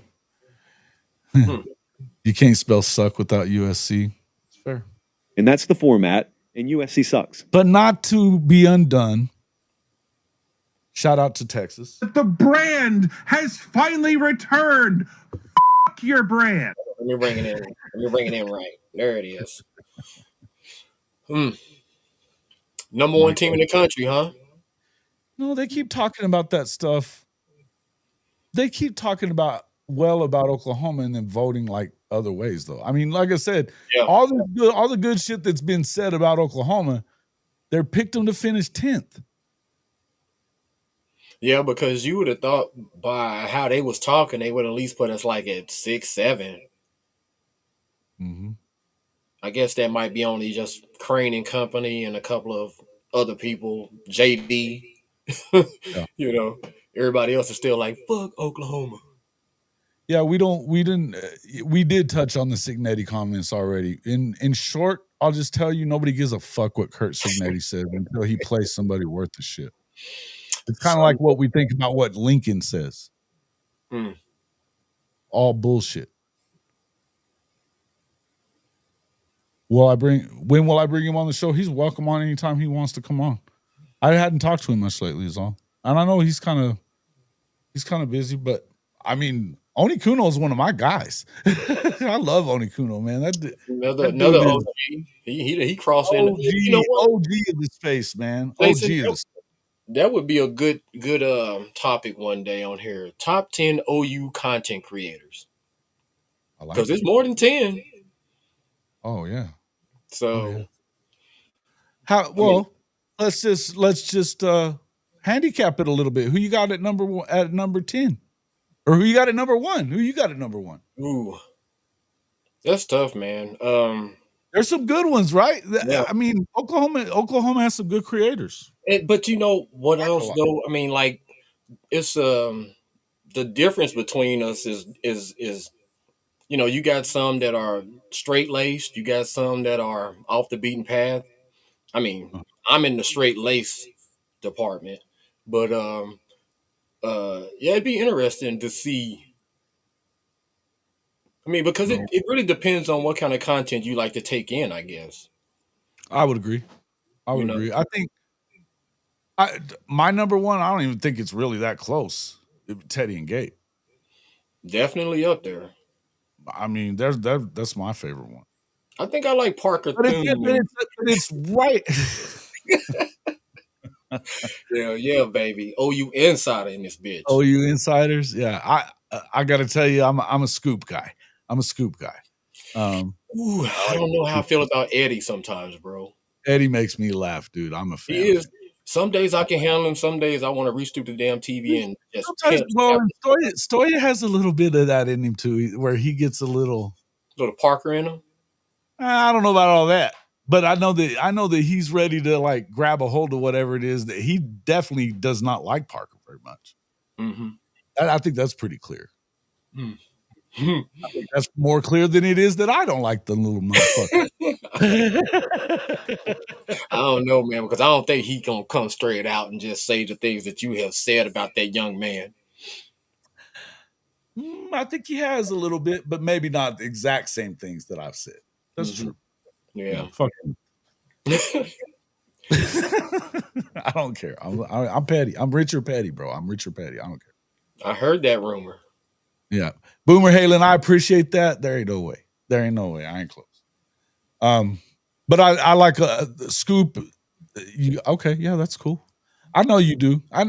Listen, you guys know one thing that I don't do is tell anybody who they should watch. Ever. No. Hold on. No, Sooner Surge is up there, man. They up there, bro. Because if you want just sheer entertainment, and I don't know what pretty entertaining sometimes, yeah. They are very entertaining. I had the TV on a couple of times, and I'm just off, doing something else, and those fools will get I can't stop laughing. Between the comments that don't make no damn sense to, just when they get into the arguments, that shit is hilarious. Well, that's like every 2 seconds, man. Like one says something and the other screams at him. And they're so emotional. They are emotional, man. It's pretty funny to see men with their emotions on their sleeve like that. Man, Yeah, video in one setting, but it is fun every now and then just to let them go at it. And yell over each other, Yeah, they do that a lot. I mean, even you can tell. I don't remember. Now, the younger one, which son is he? Whose son is he? Is he he's Jeremy's, right? Jeremy's son. Jeremy's right? son, I think. Okay. I always forget. Talking But about the one that does OU basketball? You can tell he gets fucking upset with them sometimes. Like, man, would y'all shut the fuck up? He wants to say it. Of course, they don't say cuss words on their channel. Right. They talk mad shit, but they never do say the word shit. Yeah. Because they do be talking shit. Those are the fans I love the most. The ones that'll tell you about having a potty mouth, but they never say anything nice about anybody. I love those. Yeah. I'll never forget when I first started my channel and Outlaw of College Football, is that his name? That Alabama fan, pseudo wannabe OU fan, is that his name? Outlaw of College Football. Is that his name? That fool sent me a message when I first started telling me that I needed to clean my language up. I, politely told him to suck my dick.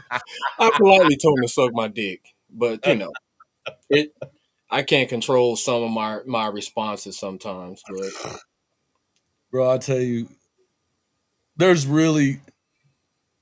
not words to describe how much I dislike that man. Yeah. I mean, Parker is small potatoes to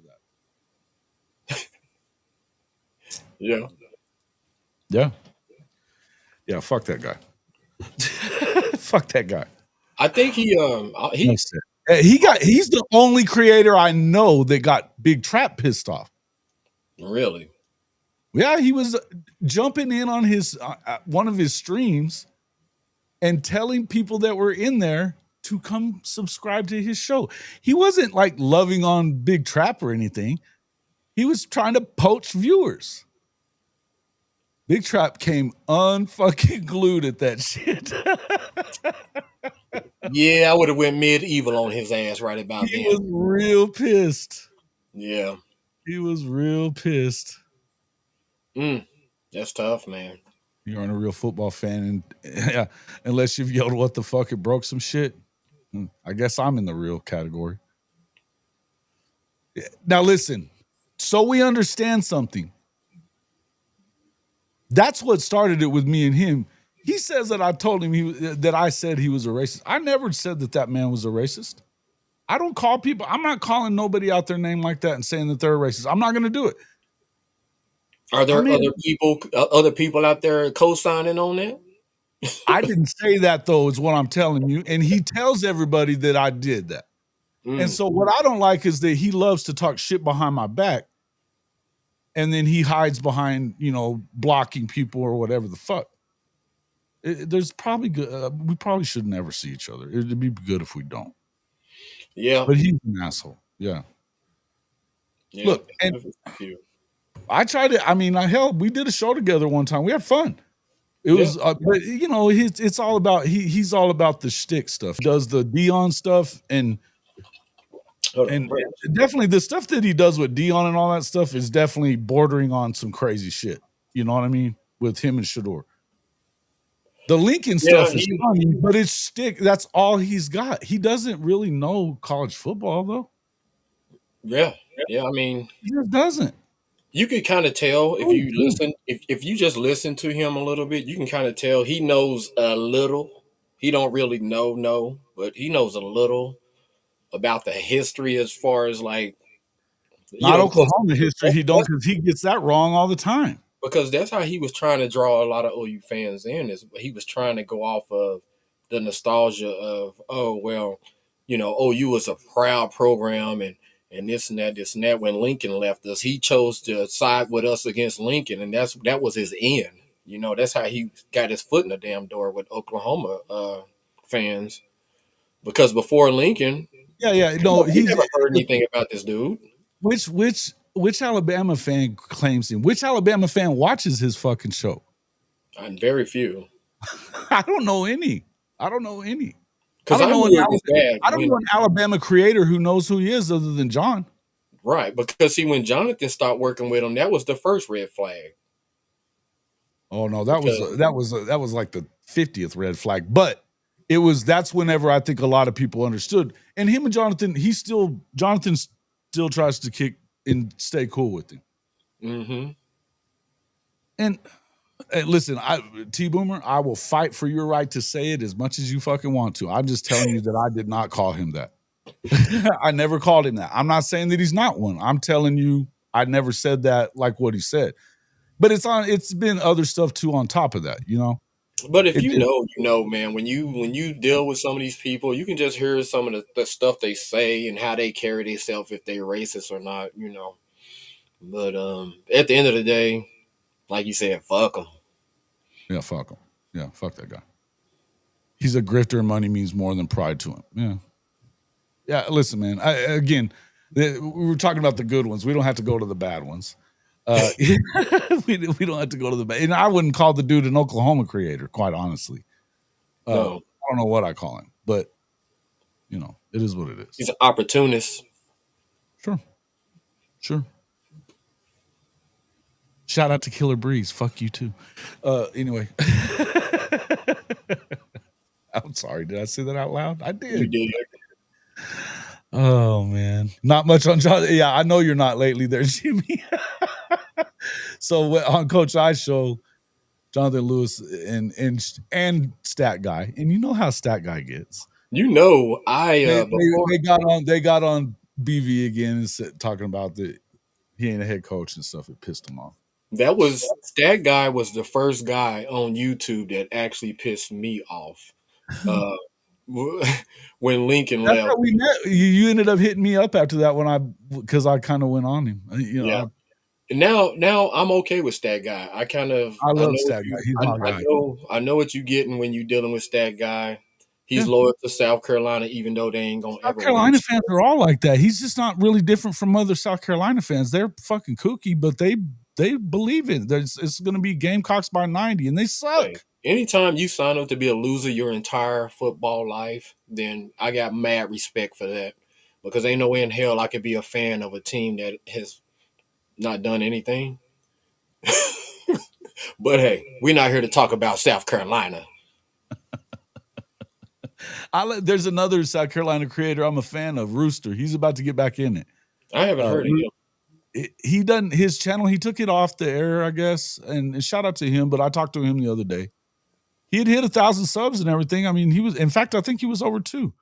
But he got a new gig or whatever and wasn't doing content. And then I guess he wasn't really happy about some of the content he made at the end. Rooster does a great job. But just like Stat Guy, they think an awful lot of those Gamecocks when they shouldn't. They just really shouldn't, probably. Beamer's a bum.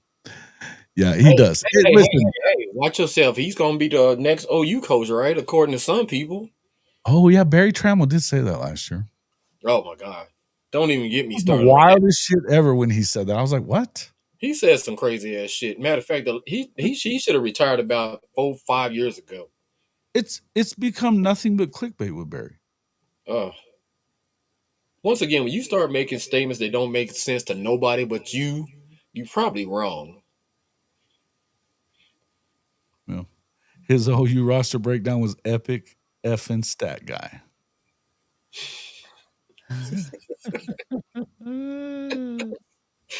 Oh, man. If you take your top lip and connect it to your bottom lip, you will shut the fuck up. I ended up just leaving the show. I didn't want to argue with nobody that day. I just left. I knew it pissed everybody else. I had to go though. I had stuff to do, but I was like, this is probably a good time to leave. Yeah, I was like, he must have another engagement. Because see, I didn't catch it from the very, very beginning. But yeah, man. Yes, that guy can definitely get under your skin if you just kind of. He's just a shit talker, but in a good way. Ultimately, at the end of the day, because he can take it too, man. He can take it like a champ. He will. He will. You know what? That's what I have respect for Stat for that. Yeah. Yeah, because that day, hey, listen, I ate him alive that first time that I was on that show and he started that shit talking about OU. And I was like, why the fuck are you acting like you guys are Georgia when you're not? And even at that time, they hadn't done shit. Like, they were surprised that I was saying all that, but to his credit, we got along fine after that. We busted each other's balls a few other times. We've kind of done that, but I love Stat, man. He's a good dude.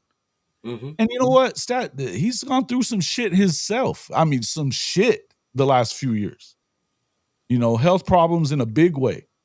So I'm happy when I see him anywhere. I'm glad when I see him online because he just, you know, he's gone through some health issues. I love Stat guy, man. He's my guy. Mm-hmm. But hey, he's just like any other South Carolina fan. They believe. They believe. They believe. In Shane we trust. In Shane we trust. In Shane or whoever the fuck we trust. But I think what pissed everybody off on this one was that they were saying that BV was essentially, what's his name? The former South Carolina coach, Muschamp. That's what they were saying. Disrespectful. That's pretty disrespectful. I mean, Muschamp's a great defensive coordinator. Don't get me wrong. He's a really good defensive coach, but I don't think it's fair to do that to BV yet. And that's why I say, man, you know, the one fucking word that you can put to all of this bullshit that we've been dealing with is timing. The timing has been so fucked up in every aspect. The injuries, Lincoln fucking leaving us hanging, and right before we go into fucking SEC, we got to go in the door with our asshole wide open, you know, just waiting to get plowed by the rest of the fucking teams. So now we can't even back up the shit that we've been talking when we was over in the Big 12, talking about what we would do. Then we get over there, show up in that bitch with no ammo, and get fucking just dominated. But here's the deal. I've been saying this the last few days. I don't know how many excuses are left for BV and staff, though, because I think that they're fixing the things that needed to be fixed. Yeah. That takes time. I know that we're in a microwave society. Nobody wants to wait. Well, it's like I was saying. Truth be told, I said this to my mom earlier. Oklahoma's not a freaking first head coaching job program. Right. Although they've done it the last 3 coaches for sure, and they've done it for a lot of coaches. But the King was the first time.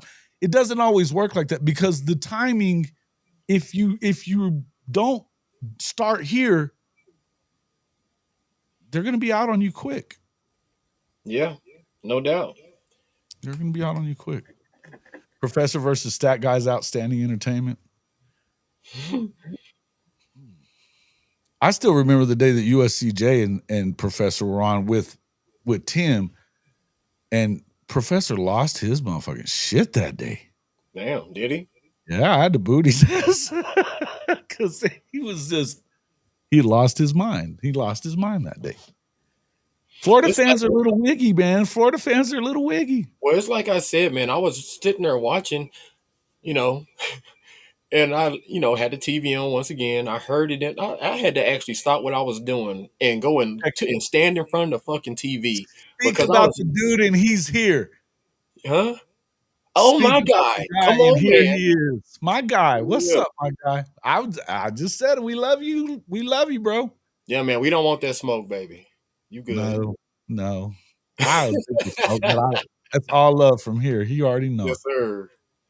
He already knows. But I am looking forward. Your ears were ringing. Hey, Stat Guy. I will tell you this though. I cannot wait till we get up there to South Carolina and make that shit right. Because we know we gave that shit away last year. Y'all motherfuckers gonna pay for that shit. Believe that. And it ain't gonna be nothing nice. Shots fired. Shots fired. And if you're not down with that, we got 2 words for ya. Shout out to Neilio. Shout out to Stat Guy. He said my ears were ringing. I fucking love that. Stat Guy, man, though. Hey, yeah, you pissed everybody off calling him Will Muschamp, man. You should have known better. Oh yeah, you can listen. You can watch this channel for the next 2 weeks. You'll still hear people talking about that. They're not happy with you right now, Stat. You did it again. You did it again. I think he feels back and he's like, what can I say?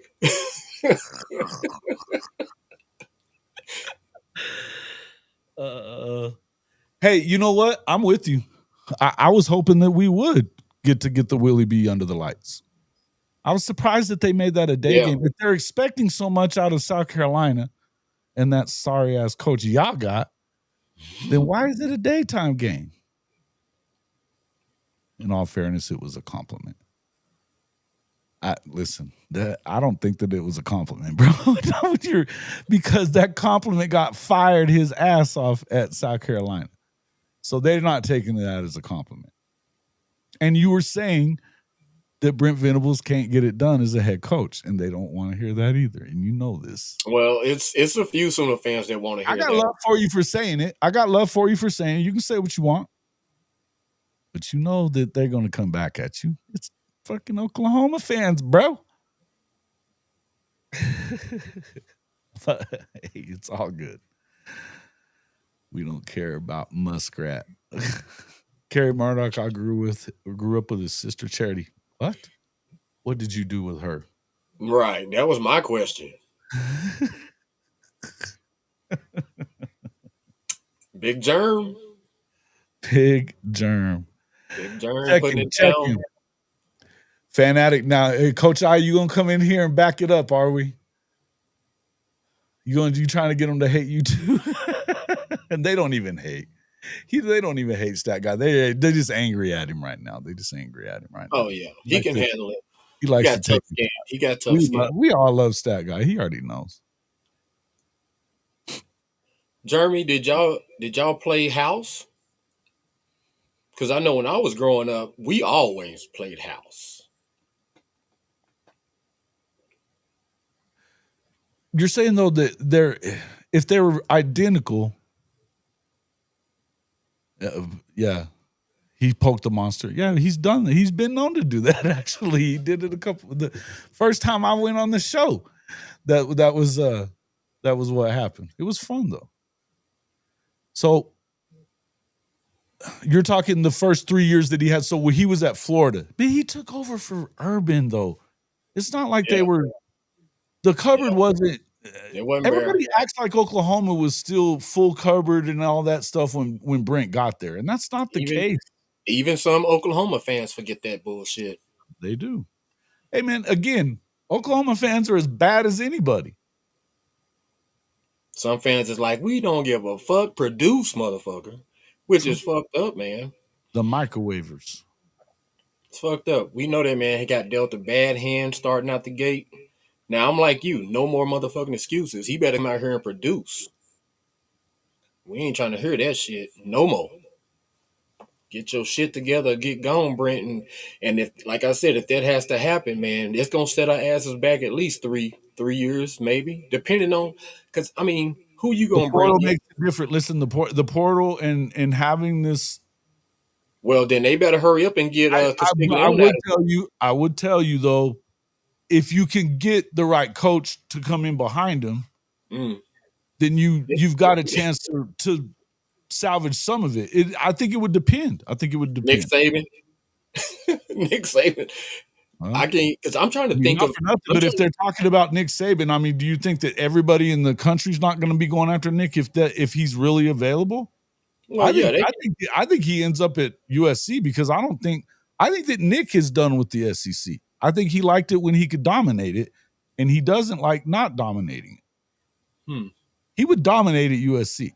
Well, here's the deal. Like, as far as OU, as far as them getting really, really aggressive in NIL, like some of these other people, Joe C's going to have to be gone first before that will even take place. So you need to get a coach in here that's going to walk in the door.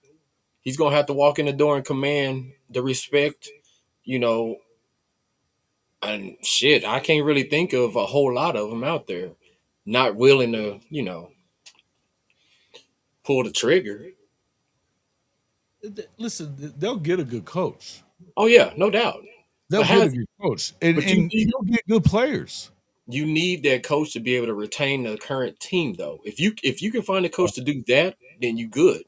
Because I think what Brent has that'd built, be hiring within and to be a first-time head coach. I don't think that's what you do they're gonna anymore. give If it you to want, Arbuckle. I don't think you could do, no.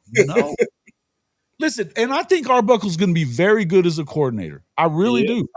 I'm going to tell you, I don't want to go back down this road of young guys taking over programs that they didn't earn. Yep. I'm going to tell you right now, I'd rather see a guy like G.J. Kinney. I'd rather see a guy like certainly Sumrall, Lane's coach. I like that dude. Yeah.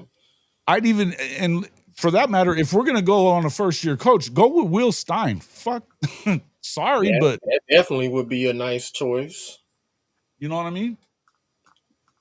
Anything to keep his ass away from Texas. He would, Will Stein would have to come in with a hell of a D coordinator or retain Todd Bates in order to keep that defense, though. That's for sure. Yeah, but he's got connections now to the Saban tree and to Dan Lanning. True that.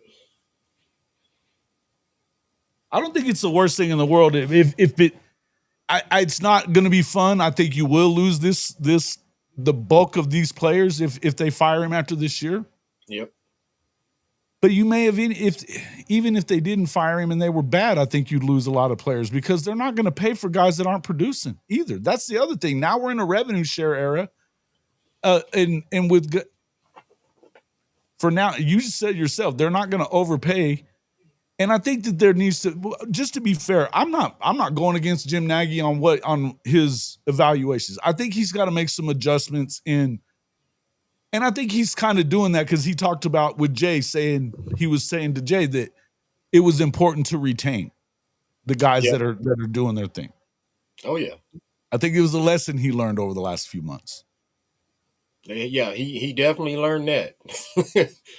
Hopefully it'll go a lot smoother this next upcoming off season. Yeah.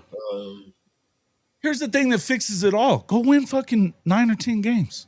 Nobody talks anymore. Stat guy has to shut up then.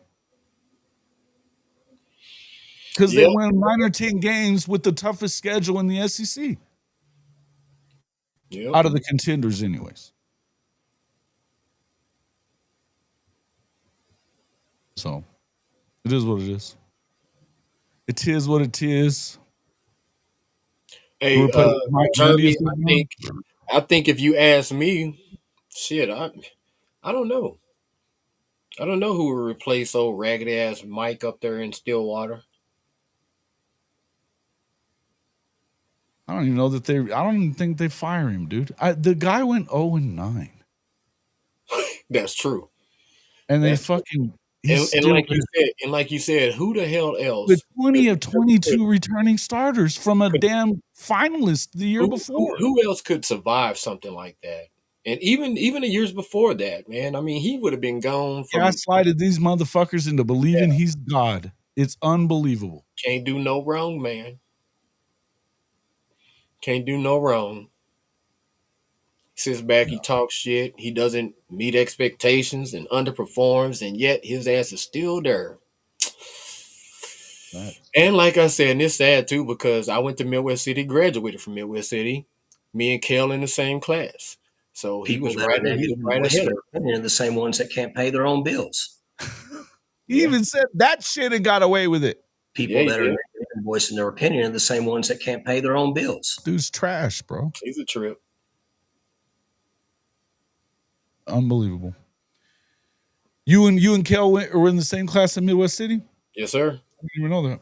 Oh, yeah. Yeah, we played basketball on the same team. You like him? You like Kel? Yeah, I do. Yeah. He's when he had his unfortunate mishap. Mishap, that's what it is. I couldn't come out and go to bat for him because just wasn't a good look. But at the same time, I don't think he's racist. That's for sure. I'm not saying that I think he's racist. I think that you have to run along whenever that happens. You can't. You can't do that. Yeah. He crossed the line. Yes, I'm saying whether he meant to say it, didn't mean to say it. Intention doesn't really matter in this situation. White dudes don't say the N-word. It's not okay. Nope. I don't care if that bullshit ass story, even if that's true, you still can't say it. You still, and I know the rules. I know he knows the rules too. Come on, bro. He's been around brothers his whole life. Come on. You know the rules. You know the rules. Yeah, me, him. I don't know how much you know about. So me, him, Mike Walker, Drew Chrisman, the Quasies, we all went to school together, bro. I played basketball with Kel. Kel dropped basketball eventually and dedicated his time to football. I went the opposite direction. I went to track. And so it is what it is. I wanted to play football. My mama told me that she was too scared to let me. She didn't want me to get broke off. And I probably would have got broke off too. Hey, man. Hey. I was fast, but I was tiny, bro. I was tiny back then. You get hit though. And being a receiver, shoot, I got crunched a bunch of times, bro. Yeah. I remember, man, when I enlisted in the Army, I went in that bitch at like 130. So Brian Urlacher hit me so hard one time I couldn't breathe. Damn. I believe it. Oof. I can't stand that. Mars, country estates, huh? I went to I didn't go to Pleasant Hill. My brother got to go to Pleasant Hill. I actually didn't move into Middale until junior high, and I went to Monroney when it, over here on Reno. I started off there, like I said, and man, it was a culture shock because I was coming from Oklahoma City schools at the time. I went to Moon, which if I would have stayed at Moon, I would have went to Douglas in high school. But my mom got married to a guy that lives in Forest Park, which is in between Oklahoma City and Midwest City. So I ended up going to Midwest City, which was a culture shock to me. Never shared school with any Caucasian students. So that was got you ready for the Army, bro. Got you ready for the Army. That's all it did. Oh yeah, man. Yeah. Yeah. It was crazy, man. I went over there and got caught shoplifting week 2 that I was over there. Ruh-roh. So I was headed down a bad path at the time. Luckily, like I said, sports is what basically saved my ass. Wasn't doing my schoolwork and just wasn't doing right, man. It's the beauty of growing up, right? That you could grow out of some of that shit. Oh yeah, you can learn your lessons and kind of get. I mean, some people don't, but some people do. Oh yeah, no doubt. So I like to think I'm not as stupid as I was when I'm a kid. Now, some days you might have to. I'll take that with a grain of salt if you disagree, because I get it. Richard Petty, I told you, Richard Petty. So it is what it is. But I'd like to think we're a little better than we were when we were youngins. Sometimes, but, I think the thing that I'm not saying I never got in trouble because I did. I think the thing that kept me out of most trouble, I had enough. Like my uncles were always around whooping our asses after we got our asses whooped by pops and my grandfathers too. I mean, they just didn't fucking. You get it by one, you got it by all. Yeah, and and that's the craziest part. You had to weigh that shit versus getting caught. And that's the craziest part about it. You're gonna catch it for a while now. Dude, when I look back, I keep asking myself, what the fuck was I thinking? Because my mom was a single mom raising 2 kids until she met my stepdad, and my mom didn't play that bullshit. You understand? She would murder one of us. My mom would hit you with whatever was a fucking handy. Bro. Hey, I was telling my son, I said, your grandma, she passed away not too long ago, but I told him back in the day, she would have fucked you up. He was over there running his mouth. I told him, man, your grandma, yeah, she would have jacked your ass up about 20 years ago.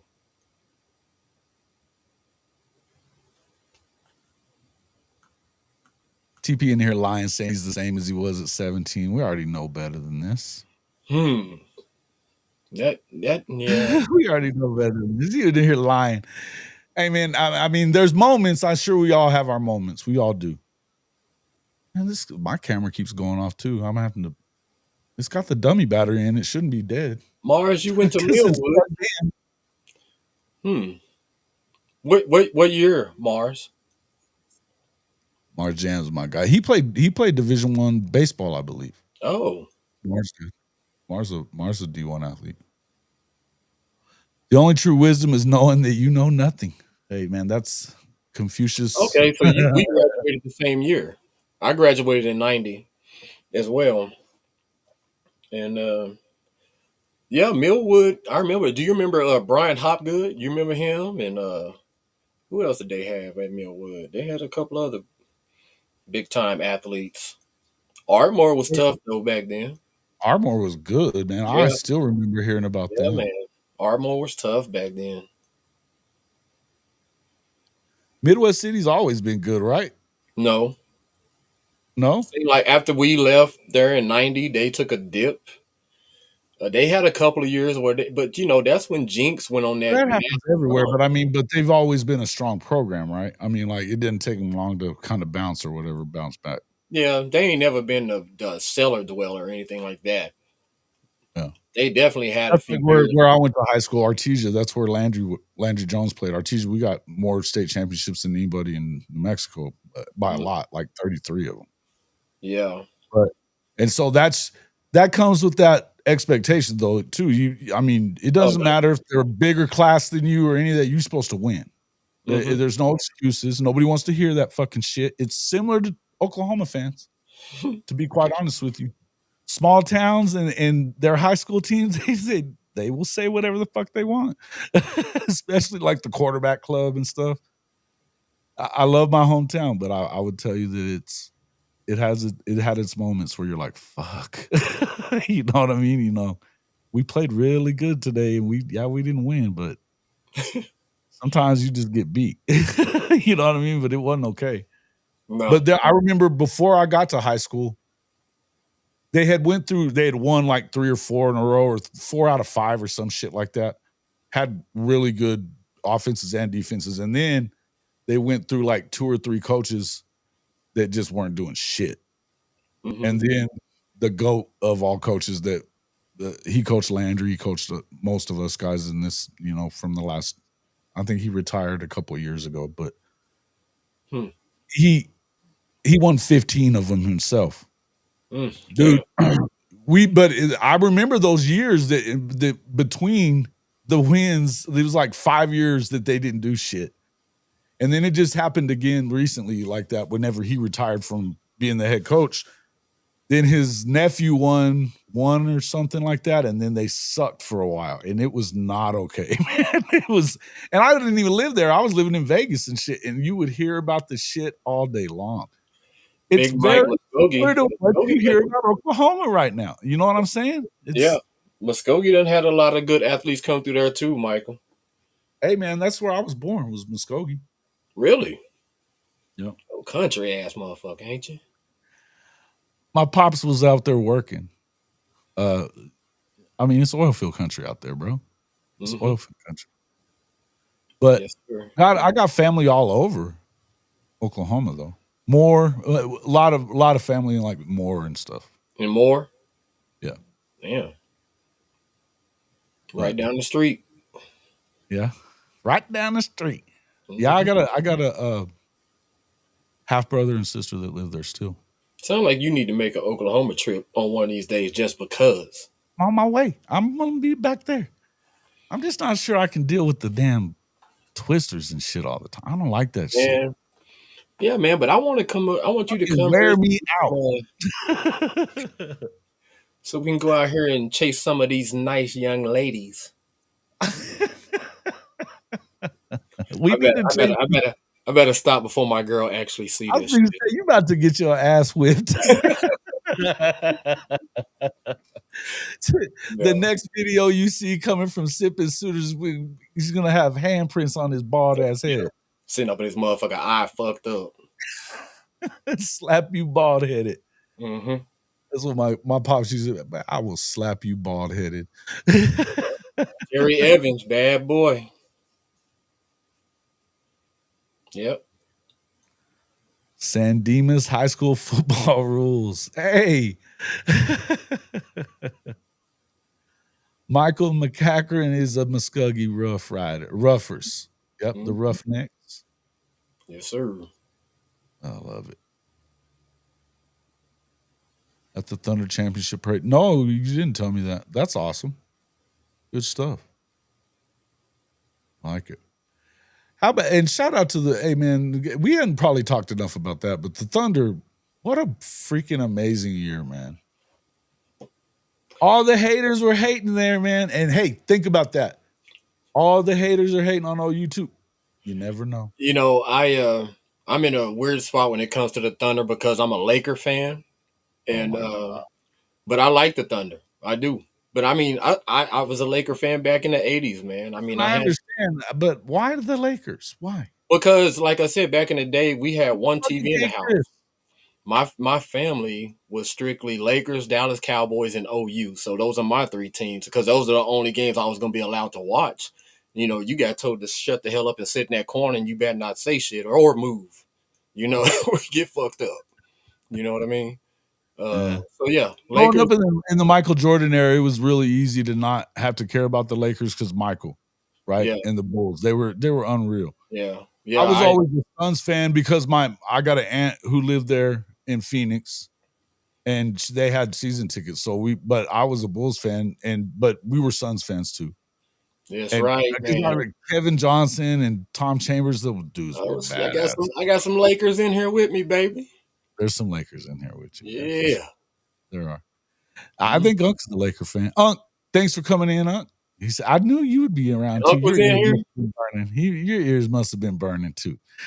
BV's going to have a great year, barring no injuries, crisis.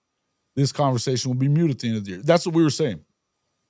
I have a hard time believing that. I mean, I think that the danger is real with Josie, because I think here's the deal. I truly believe, and I've heard this, and it's been confirmed by enough people that I believe that it wasn't Josie made that hire of Seth Luttrell.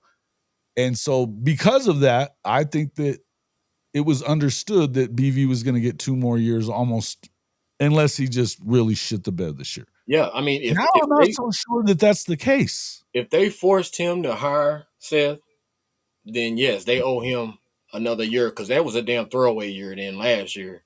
Agreed. Yeah, they owe him another year because ain't no way in hell. Because you know, he seen that shit when they was in practice. When they was in fall camp, BV knew that was their ass. He knew. So, you know that he was trying to fire him in the spring. I do.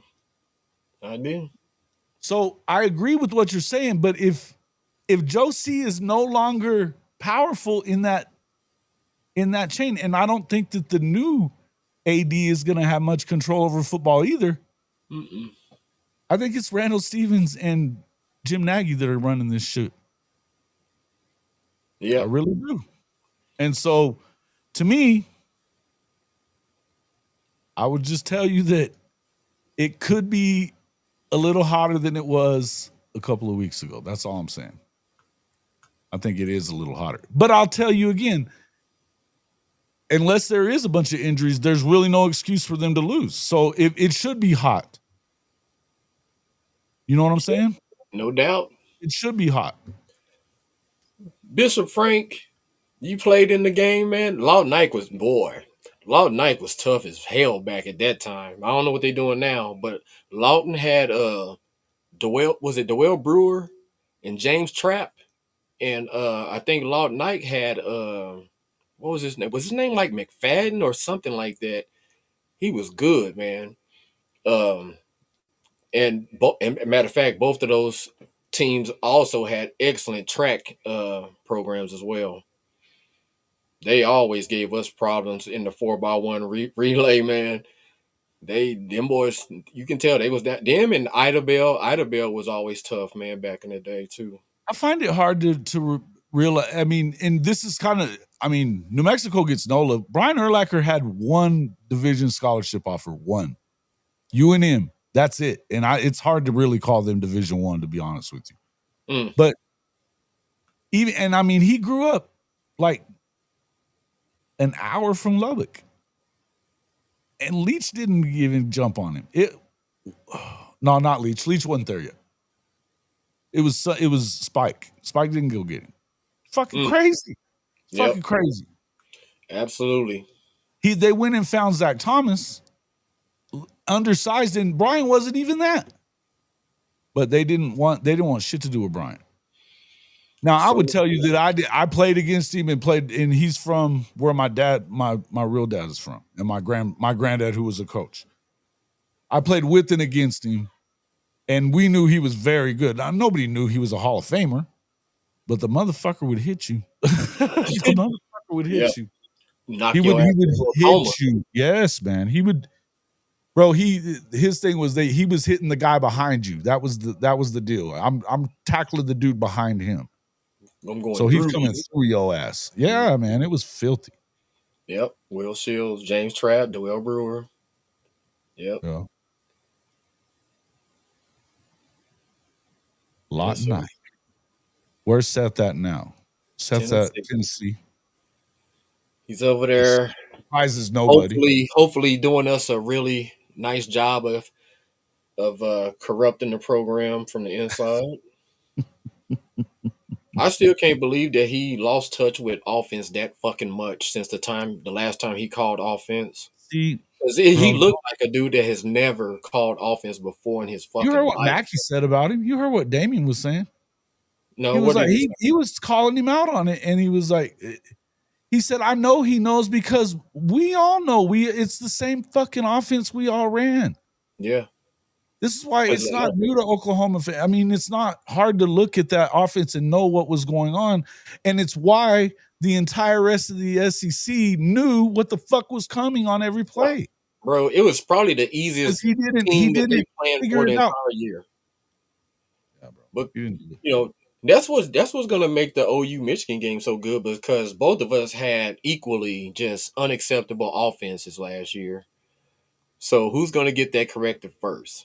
My bet is on us, you know, considering that we're more used to being in that vein, you know.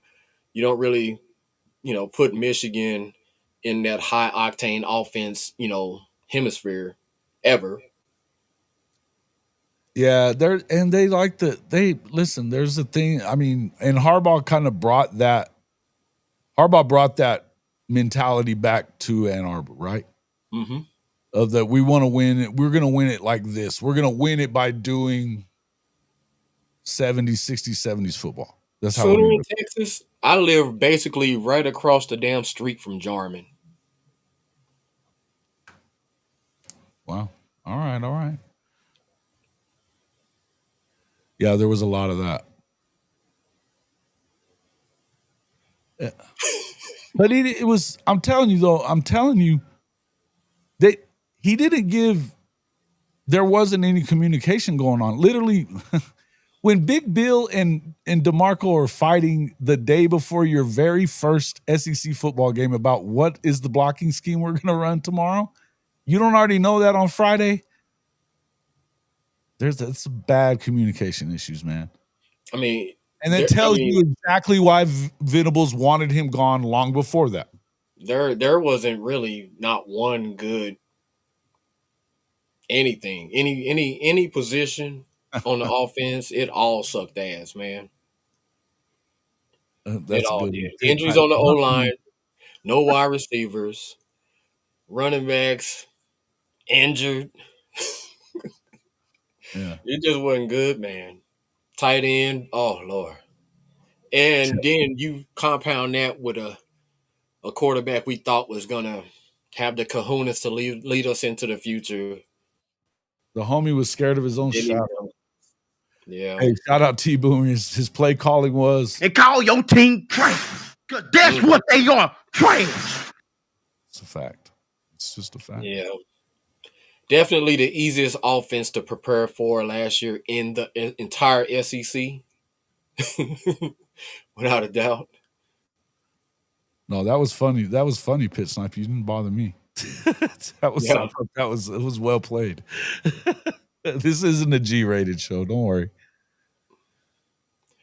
Hell, you don't want to hear the jet sweep. Yeah, the problem with the jet sweep with Jeff was he didn't have anything. He didn't build off of that. He did.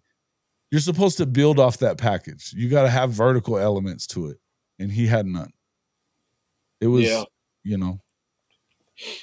but nobody cares about that part. So Listen, here's the apparently, question. So if Mike? Salmon comes back to be the He's AD, he's not. I don't think he wants to. I don't know that they offered it necessarily. I thought that was the plan. Well, that was OC's plan, huh? It was, but I'm telling you. But here's the thing: the AD doesn't have a lot of power over the football program. I don't think. I'm telling you that I think that the AD has almost no power. And guess why? Why I really think that is because who's picking the new AD? Randall Stevens.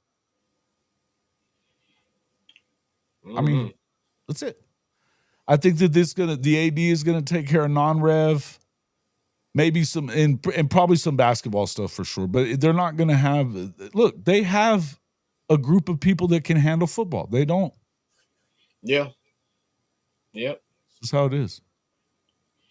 Like you said, ain't no excuses. Everything is in place, and the shit better work. Period. If it don't, it's like I said, it's gonna be ugly. It's gonna be ugly. Yeah. But I think the chemistry probably is gonna be pretty good, Mike. I mean, I'm sure Arbuckle was licking his chops knowing that he was gonna have Big Bill as his offensive line coach because he never would have had that opportunity ever. Because even if you don't subscribe to the what I think is a fact that he's the best in the country, you can't argue that he's the best air raid offensive line coach ever. Yep. There's no argument there. So now, I mean, I would say as far as chemistry, keep an eye on him and DeMarco, if anything, because now you got DeMarco apparently likes him though. Apparently, DeMarco likes him though. Well, yeah, because hopefully, he kisses DeMarco's ass, and he's DeMarco. Everybody loves DeMarco until they don't. And so, like I said, it's going to be interesting to see how that rotation is going to play out now that we have Ott, who's bought in and paid to be RB1. And so, it's like anything else. They got too much investment in them. They got to play him unless they just get to a point where he's either hurt or they just know for a fact that he ain't going to get it done. Then they'll have to scramble. But I don't know. Me personally, I was really hoping that DeMarco would have took that Ohio State job. Me, myself. I like DeMarco. Like I said, love him to death. Always going to be a Sooner. But, man, get your fuck ass out of here. I wouldn't be that. I think Chris Mason says it all the time. It wouldn't be surprised. He sounded like he doesn't really want another college job, I don't think, than where he's at. He turned down Leb. He turned down Ohio State. Sounds like there were some overtures again this past fall. Mm-hmm. But most of them were coming from the NFL. And I think that it just didn't come together on the NFL yet. I think he probably wants to go to the Cowboys. Well, I think he does. I think he probably wants to go to the Cowboys. It's relationships. Jerry's crazy enough to put him in there. If he just go home. They didn't need him right. I mean, I think they had a guy right now. You know what I mean? I'm not saying that's the only place he would go either. I don't know. But I assume that he would go to the Cowboys. But I would just tell you, I think that DeMarco may or may not be around. But here's the one thing. We could say what we want about the way that he has. Again, I think you got to if you're giving everybody else a pass from last year, you got to give it to DeMarco too. He wasn't in charge of it. It was Seth. All right. We'll let his ass slide. And I'll say this, and I've been hard on DeMarco. You know I have. I'll say this, though. The guy can fucking recruit. Oh, yeah. He can do that. We just need him to put that shit in a believable order. That's all. Right. Fair enough. Yep. It is what it is. I think Well, and I mean, we're gonna find out how much power Jim Nagy really has, because I doubt it's much of a share. I think he's gonna be the feature back, and you're gonna have a guy to spell him. Maybe a guy. Yep. Maybe two, but the second guy isn't gonna get a lot of run. I think that things could definitely change after this year because that's the other thing. They're not going to pay a bunch of freaking number one running backs. I think the second guy gets about 10 carries a game. Okay, well, how many is the first guy getting? I think they run Ott's ass in the ground. So I really 20 think plus, 20 plus. 20 plus. And Listen, when he I'm comes down out, with 30 rushes a game. I'd love to see that shit. oh well, I mean, don't get me wrong. love to see I that believe shit. in our receivers and all the guys that we got there.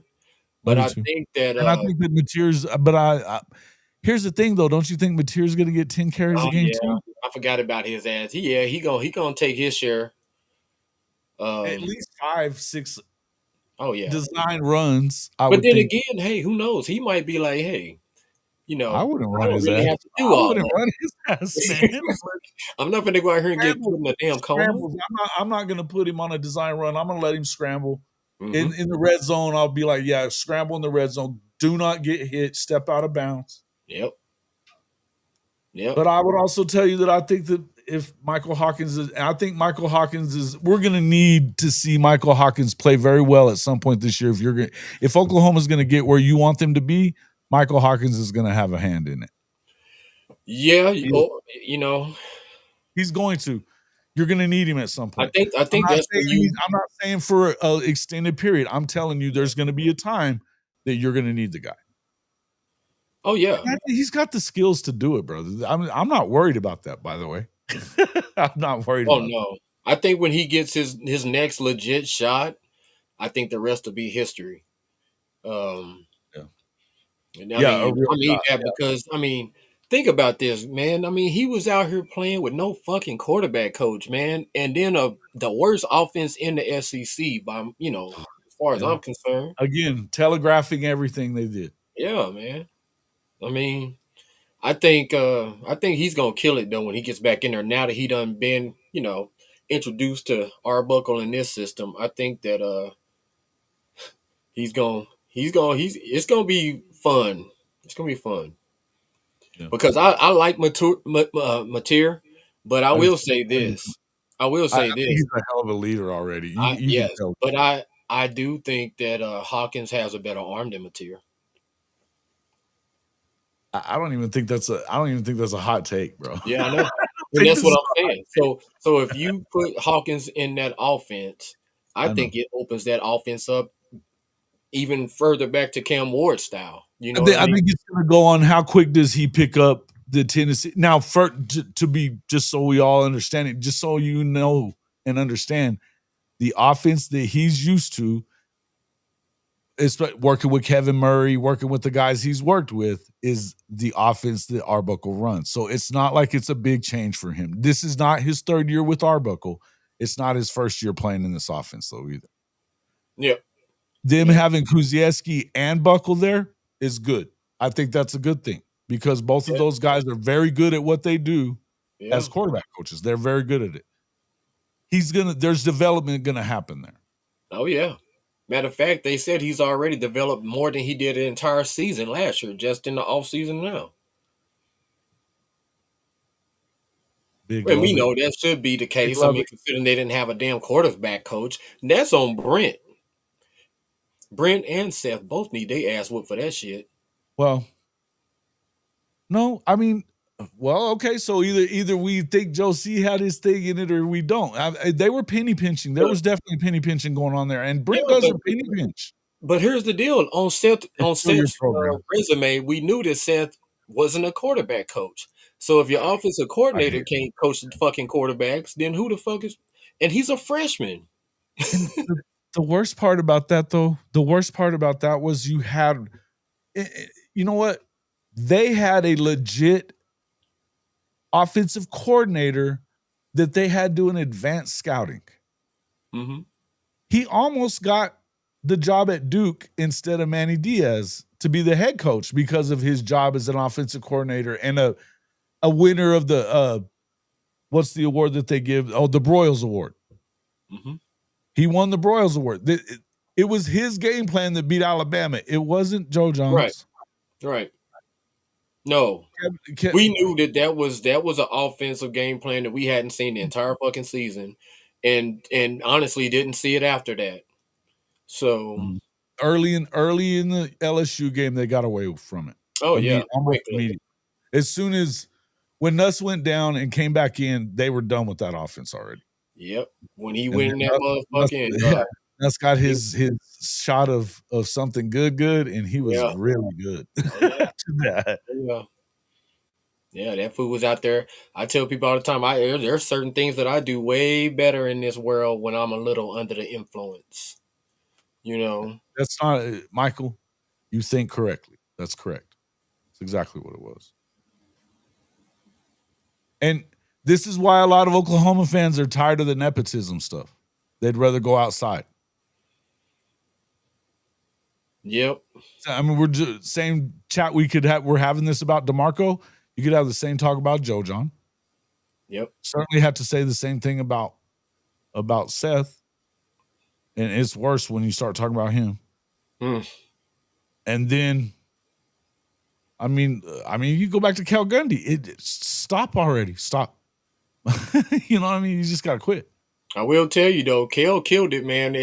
As far as a wide receiver coach and a running back coach, he was a good recruiter. He was a great recruiter. He wasn't the best coach in the world, but he had.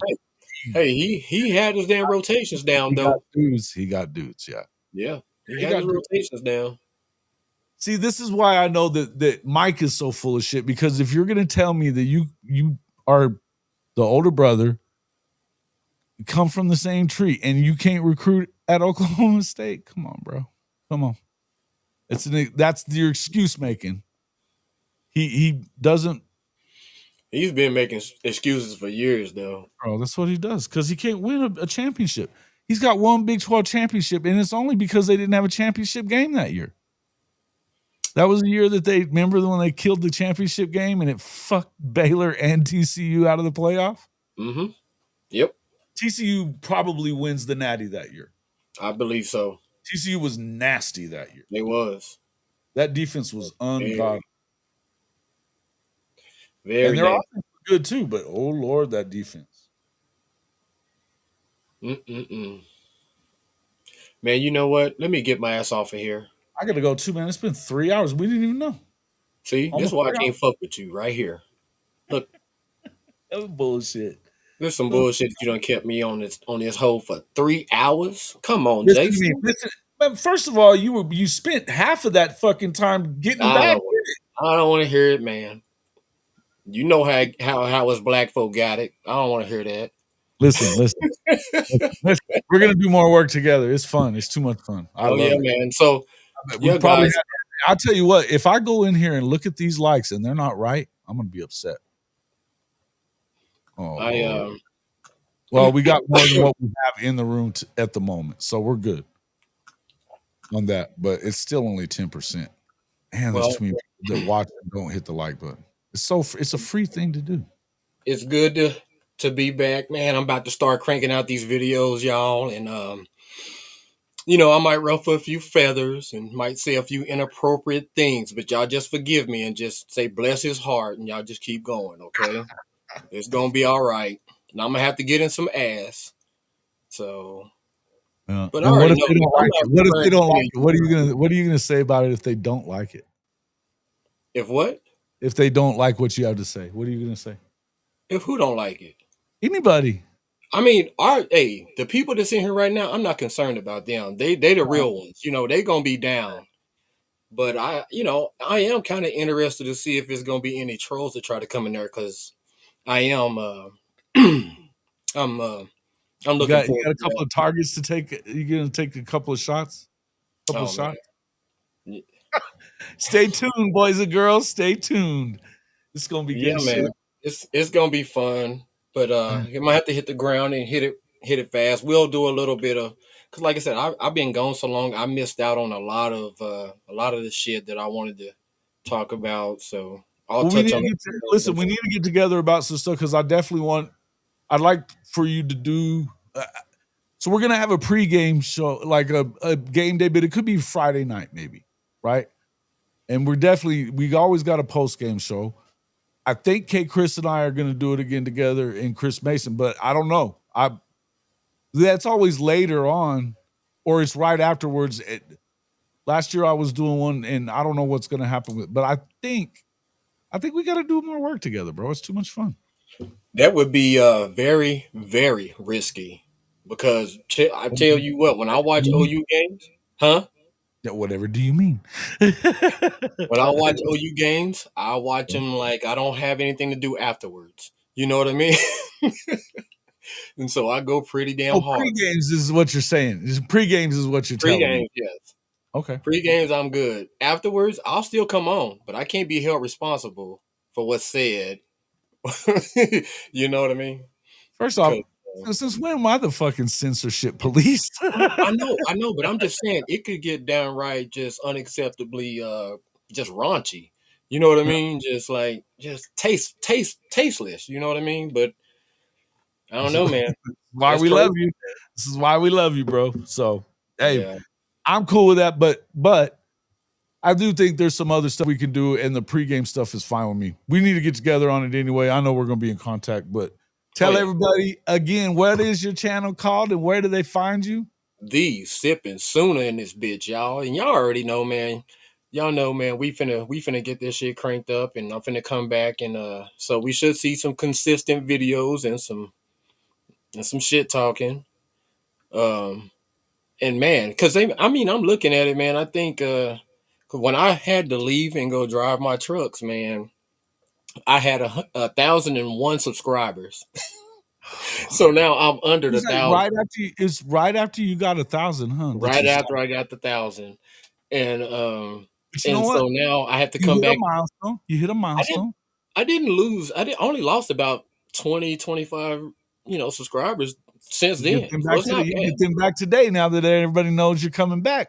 And that's that showed you, what kind of people we got in here right now, because we both have a lot of the same subscribers, and you guys are awesome, man. The support that you guys give us is what keeps us going, because sometimes it's tough, man. Sometimes it's tough to get up and cut on that camera, man. Sometimes you don't feel like it, Your wife didn't give you no. You don't have exactly what you think you want to say. I mean, sometimes I get a little stuck on, Yeah, man. Until you turn it on, but it takes. This is why I have nothing but respect for any creator, even the ones I don't care for. Right. When you turn it on and you stay consistent, I gotta respect that. Consistency is key. It's the hardest thing to do. Yeah. Once you get rolling in it, it's fun. That's why I got respect for you, man, because like I said, you hit the ground, man, and your ass ain't stopped since. You know what I mean? You came close, but you're still going. Hey, man, I keep getting nudges in the right direction, man. You know what I mean? But you need encouragement every now and then, because like I said, it's not, don't get me wrong, there's some times when you can't wait to cut on the fucking camera. And then it's times when you just like, you just know what's coming, man. Oh, you know what's coming. Yeah, it's tough. That's why I said, man, as much as I love Oklahoma fans, some of them are exhausting. Oh yeah, but that's why I said if this season doesn't go well, it's gonna be rough, boy. Yeah. Well, I think I don't know. I think that I don't feel that. I don't feel like there's a big reason that they shouldn't go well. It shouldn't go well. I think. Oh no, I get it that the schedule's tough. I would say it's probably. I think that the floor is 8. I think the floor is 8. I would say it's probably about an 80% chance that this season is going to be a bounce back in a major way. Because and we all scarred from last year. We I haven't never really thought about injuries on a large scale. You kind of say to yourself going into the season, well, if we can just stay healthy. No, we really fucking mean that shit this year. You know what I mean? Because last year that shit was ridiculous, man. Man, I've never seen anything like it. Nope. So we'll see how it all plays out. I think we'll be teams that were injured. I've never seen that. Yeah. Yep. Especially one area that just decimated. Yeah. And then people forget, like Kendall Dobie being gone, that was huge. Oh, no Gentry was. You needed a guy on the other side. And listen, Eli did a fantastic job. Yep. But I mean, it took a lot of guys stepping up into places. That's why I always like, man, you guys think that. Listen, I think Danny Stutzman was was a football god at Oklahoma. Same with Billy Bowman, and quite frankly, same with Ethan. Yeah.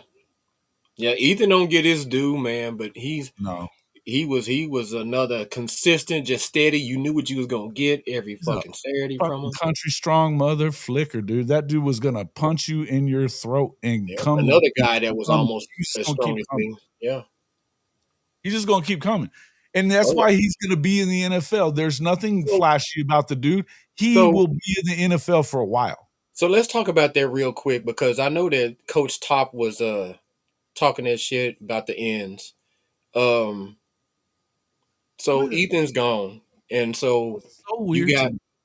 You got Jones Jr. over there, and you got Gilmore, and let's see who else gonna be playing that strong side defensive end. Kendall Daniels can squeeze down there and play that position. He can play the strong defensive end. Yeah, he could get away with playing the strong. 250, I think he'll manage. Yeah, but you got to have that run stuff, and from the sounds of it, I'm guessing Wyatt Gilmore can duplicate what Ethan did. Same kind of kid, right? Except he may be a little more athletic. Yeah, I think so too. Definitely has the mean streak though. But like you said, but now when it comes down to third down, now you can put your NASCAR package in there. Now you can get a Okoye coming off of that bitch. What a change of pace for a tackle, huh? Nigel Smith would be another one of those strong side edges too, because they're going to move him in and out. Yes. Matter of fact, he's going to probably be the strongest because ain't he up to like 290? Something like that. His big ass boy, please. You ain't moving that man. Yeah, see pictures of him lately. He don't look the same. You talking about sealing the edge? Taylor White has been killing it too. He's another one of those dudes. Absolutely, man. You guys, and see, this is why I love our guys, is they get it. Yeah. When Coach Top was saying that, I was like, bro, I'm gonna listen to you about receivers. I'm not hearing this. I'm not hearing this stuff. What the fuck are you talking about? I love Coach Top though, by the way. He's my homie, but I don't know what he was on one yesterday. He was on that sauce. Something. He's got something got in his craw or something. I don't know. Something got in his craw. I do know that the dude knows receivers. I'll give him that. He loves him some Brendan Thompson, but he does know receivers. Shout out off to Brendan though for hanging in there when some of the other ones didn't. I have to say the same. So hats off for him for that. But other than that, take your little ass on down to Mississippi State. Yeah, see, he thinks that they told him to leave. I don't think that's the case. I don't think that is. I think that they offered. In fact, I was told that he had an offer here. I think he left for very little amount of money. I think he wanted to go play for Leb. His offer was probably less, than Mississippi State. But like you said, we wasn't finna pay him. Think it was by much, so I think he left over a small amount of money, from what I heard. A small amount. I mean, I think a lot of them did. Yeah. Well, I mean, I don't blame Nick at all. No. But I tell you what, once again, when he bring his ass, you just get his ass to the designated place at the designated time, and we will surely designate his ass. Do you understand? Hey, listen. When he bring his ass back up here, we putting his ass back out on the stretch. He said something to one of our guys that he's probably in the chat right now too. He goes to OU. Man. I don't want to fucking play against this damn defense. I don't. Who, Nick? Nick. Yeah, he knows. That's gonna be bad for his health. That's gonna be bad for his health. You know damn good and well Jackson doesn't want to. But Nick is a dog though too, man. Nick is a dog. Absolutely terrified. Yeah. But I'm not one of the people that thinks he wasn't injured. He had a torn quad. He did.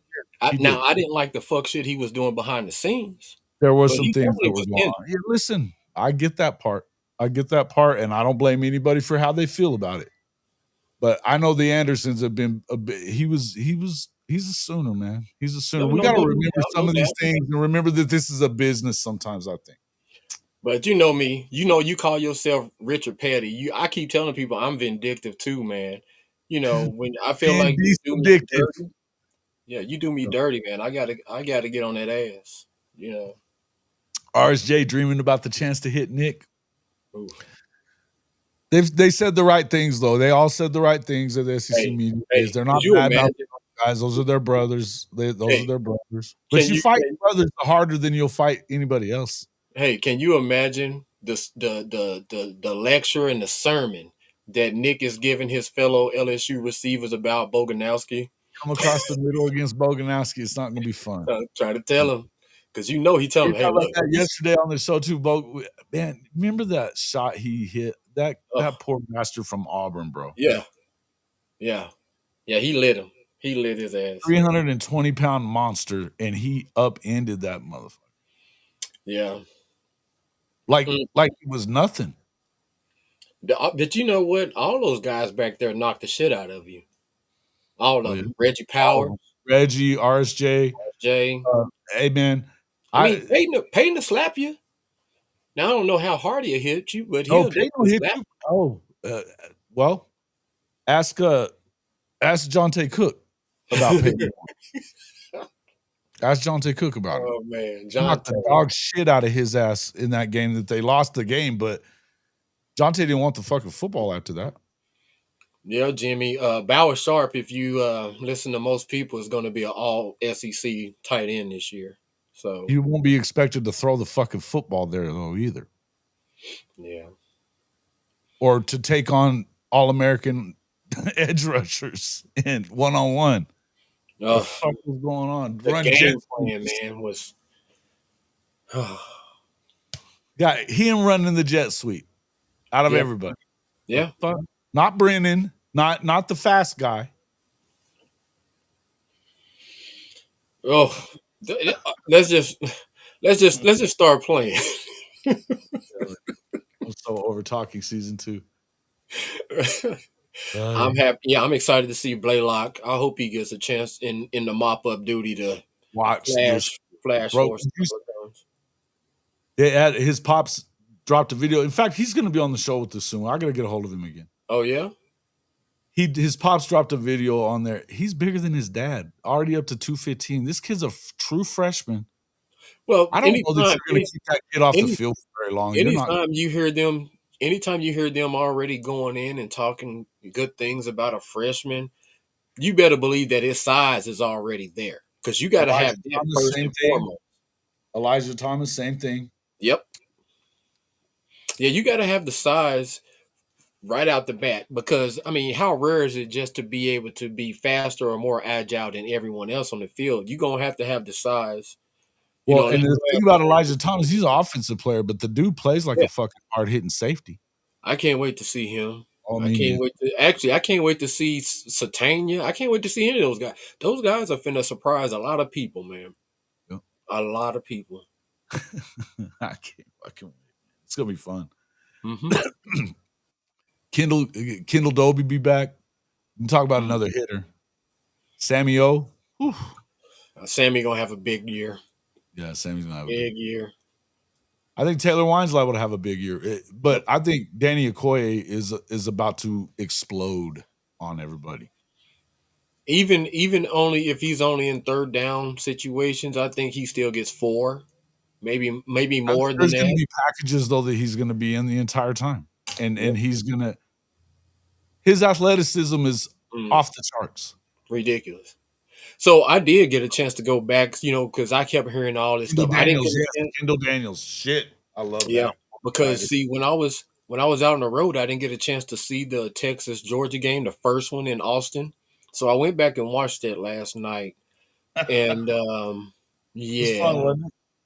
Yeah, old Archie wasn't looking too hot, bro. He had the one run that he broke off, and then after that he got snatched after he got sacked and fumbled.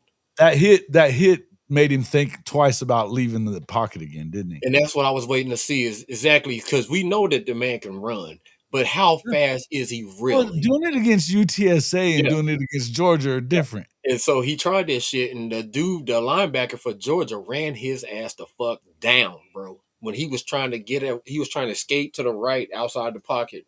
Dude from Georgia ran his ass down. I was like, a good equivalent. He probably got Jackson Arnold speed. You know what I mean? It's not Michael Hawkins speed, but it's Jackson Arnold speed at least. Yeah. No, I would agree with that. No, it's not. And by the way, Malik. They say Malik and Newcomb are both nipping that, and Omarion Robinson too. Hell, BV brought him up.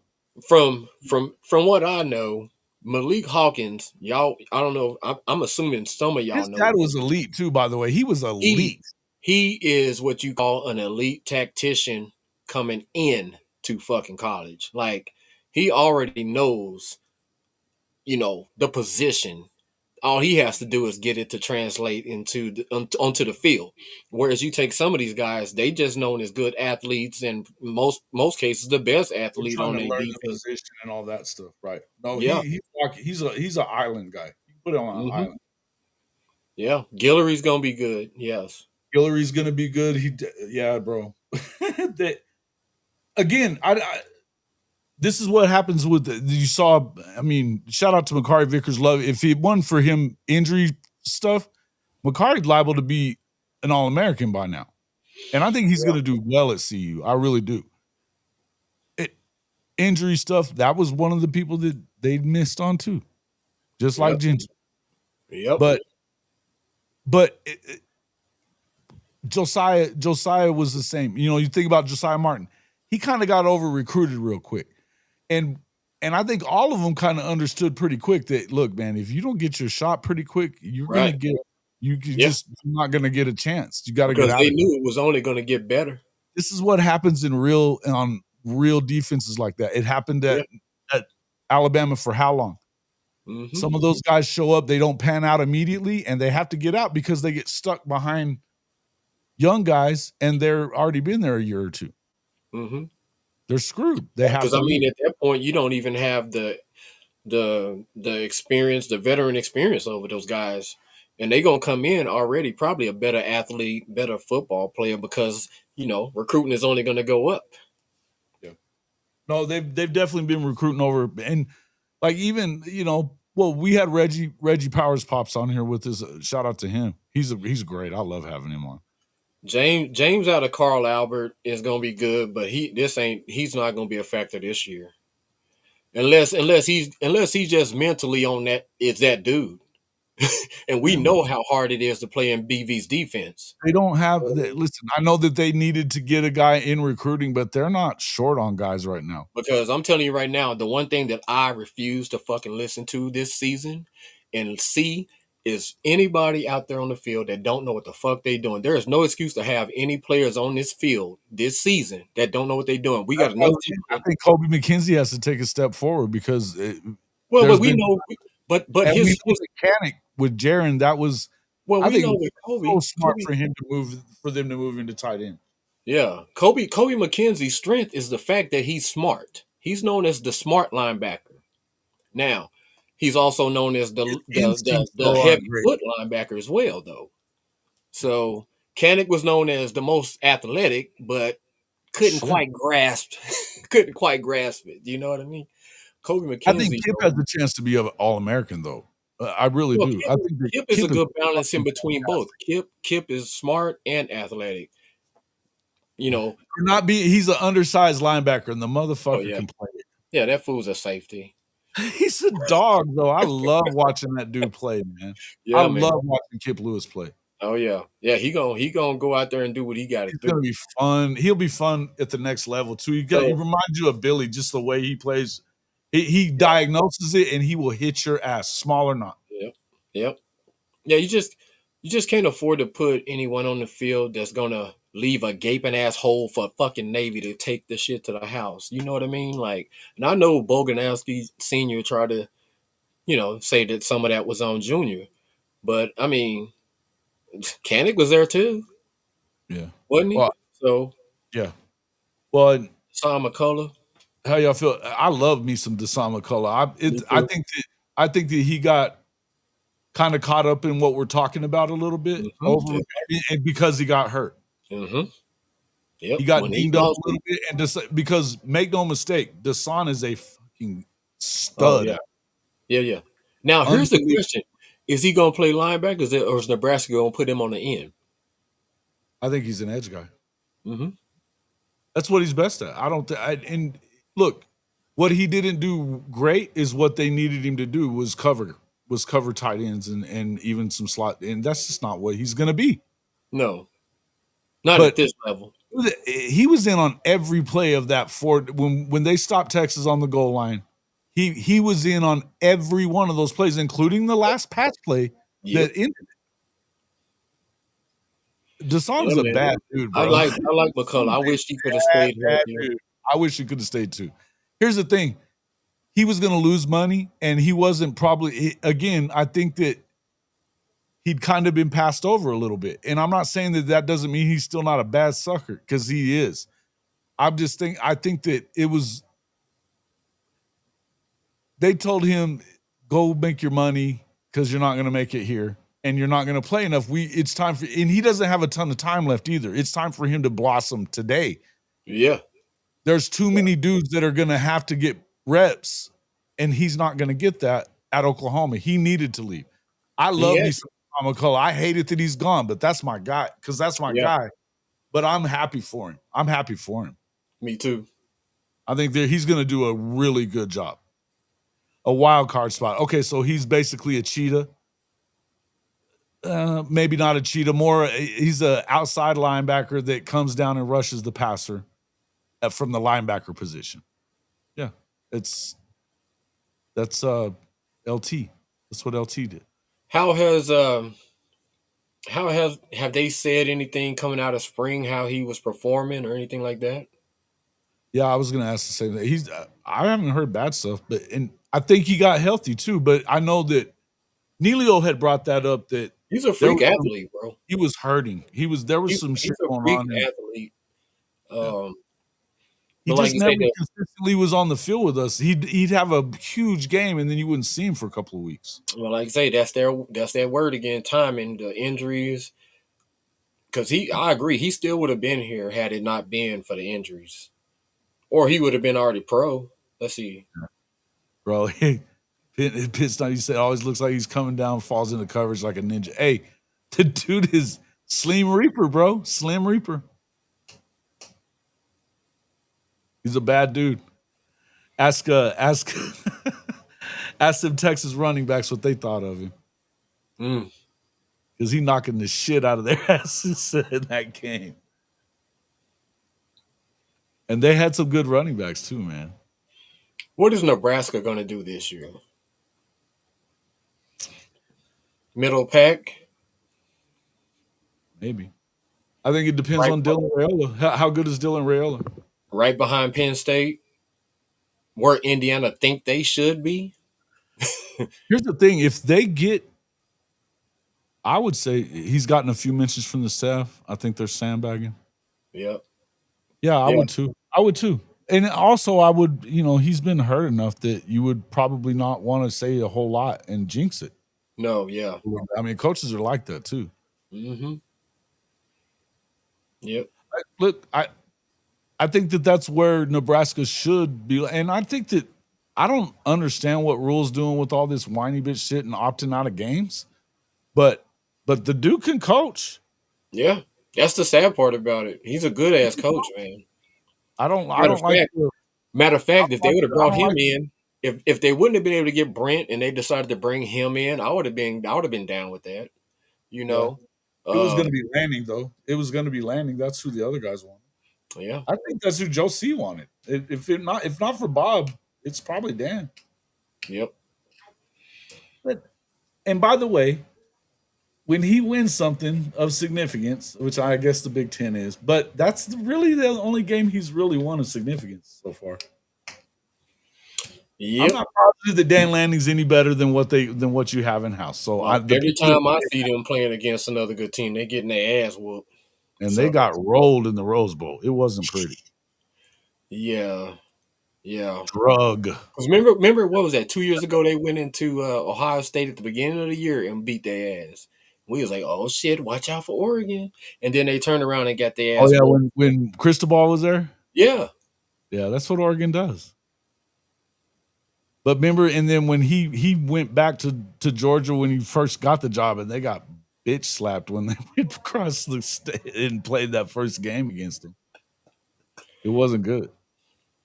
Yeah, it you know, it's just funny though. You see these teams that always go out here paying their ass off for some of these players, man, and ain't even trying to hide the fact that they desperate as fuck to actually do something for once in the history of their fucking program, and then they still just can't get it done.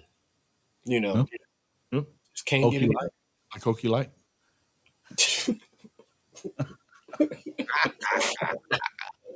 Oh man, don't 0-9 without Big Brother. Fucking don't make me say it. Crazy stuff. Man, I gotta go. I gotta take a Get your piss. ass on. You ain't did nothing anyway. I gotta take a piss here. And yeah, hey, thanks for coming in, my man. I'll holler at you later on. Hey, folks, anytime I can make it happen. Over there. You better drop a damn video because we're telling everybody to get over there. So drop it. Hey, did you notice that both of our cameras and computers was working fine the last damn 30 minutes? Go figure. When we're ready to leave, yeah, right, yeah. Bitch didn't want to act right earlier. Raggedy asshole. Hey, man. So once you put enough money in it, it works for you, right? Yep. Stop cheaping out, bro. Shit. Hey, bro. It's in my nature. The extra nickel, you know, to go first class. So sometimes you just got to do it. Stop buying cheap money. Yeah, everybody. All right, Chad, the people that are still here with us, thank you again for joining us. And once again, thank you for all the damn support, man. You guys already know where to find my raggedy ass, and y'all know Jason ain't worth a damn. But we gonna go down here. We gonna watch him get his ass whooped down here in this golf tournament. Hey. No, you're not. Don't be starting saying the same shit that Shelton's saying, man. Whose team are you on? Come on. This is Schooner Nation, man. We ain't gonna be settling for no bullshit. We're gonna handle it. You got to go down there and win. It's gonna be fun. We're gonna have fun. Yeah. Go put it down. Throw them down. Thanks, I'm Appreciate out. everybody coming in. We're going, hey, make sure you guys, hey, look, it's time for gear. Make sure you're hitting the channels, Fanatics Superstore, and we've got our pod merch store as well, but we're going to go out to the Fanatics Superstore, throw them down. See you on the next one.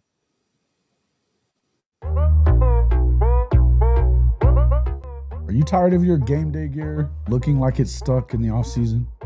Well, step up your fandom with Hall of Fame College Football's official Fanatics partner store.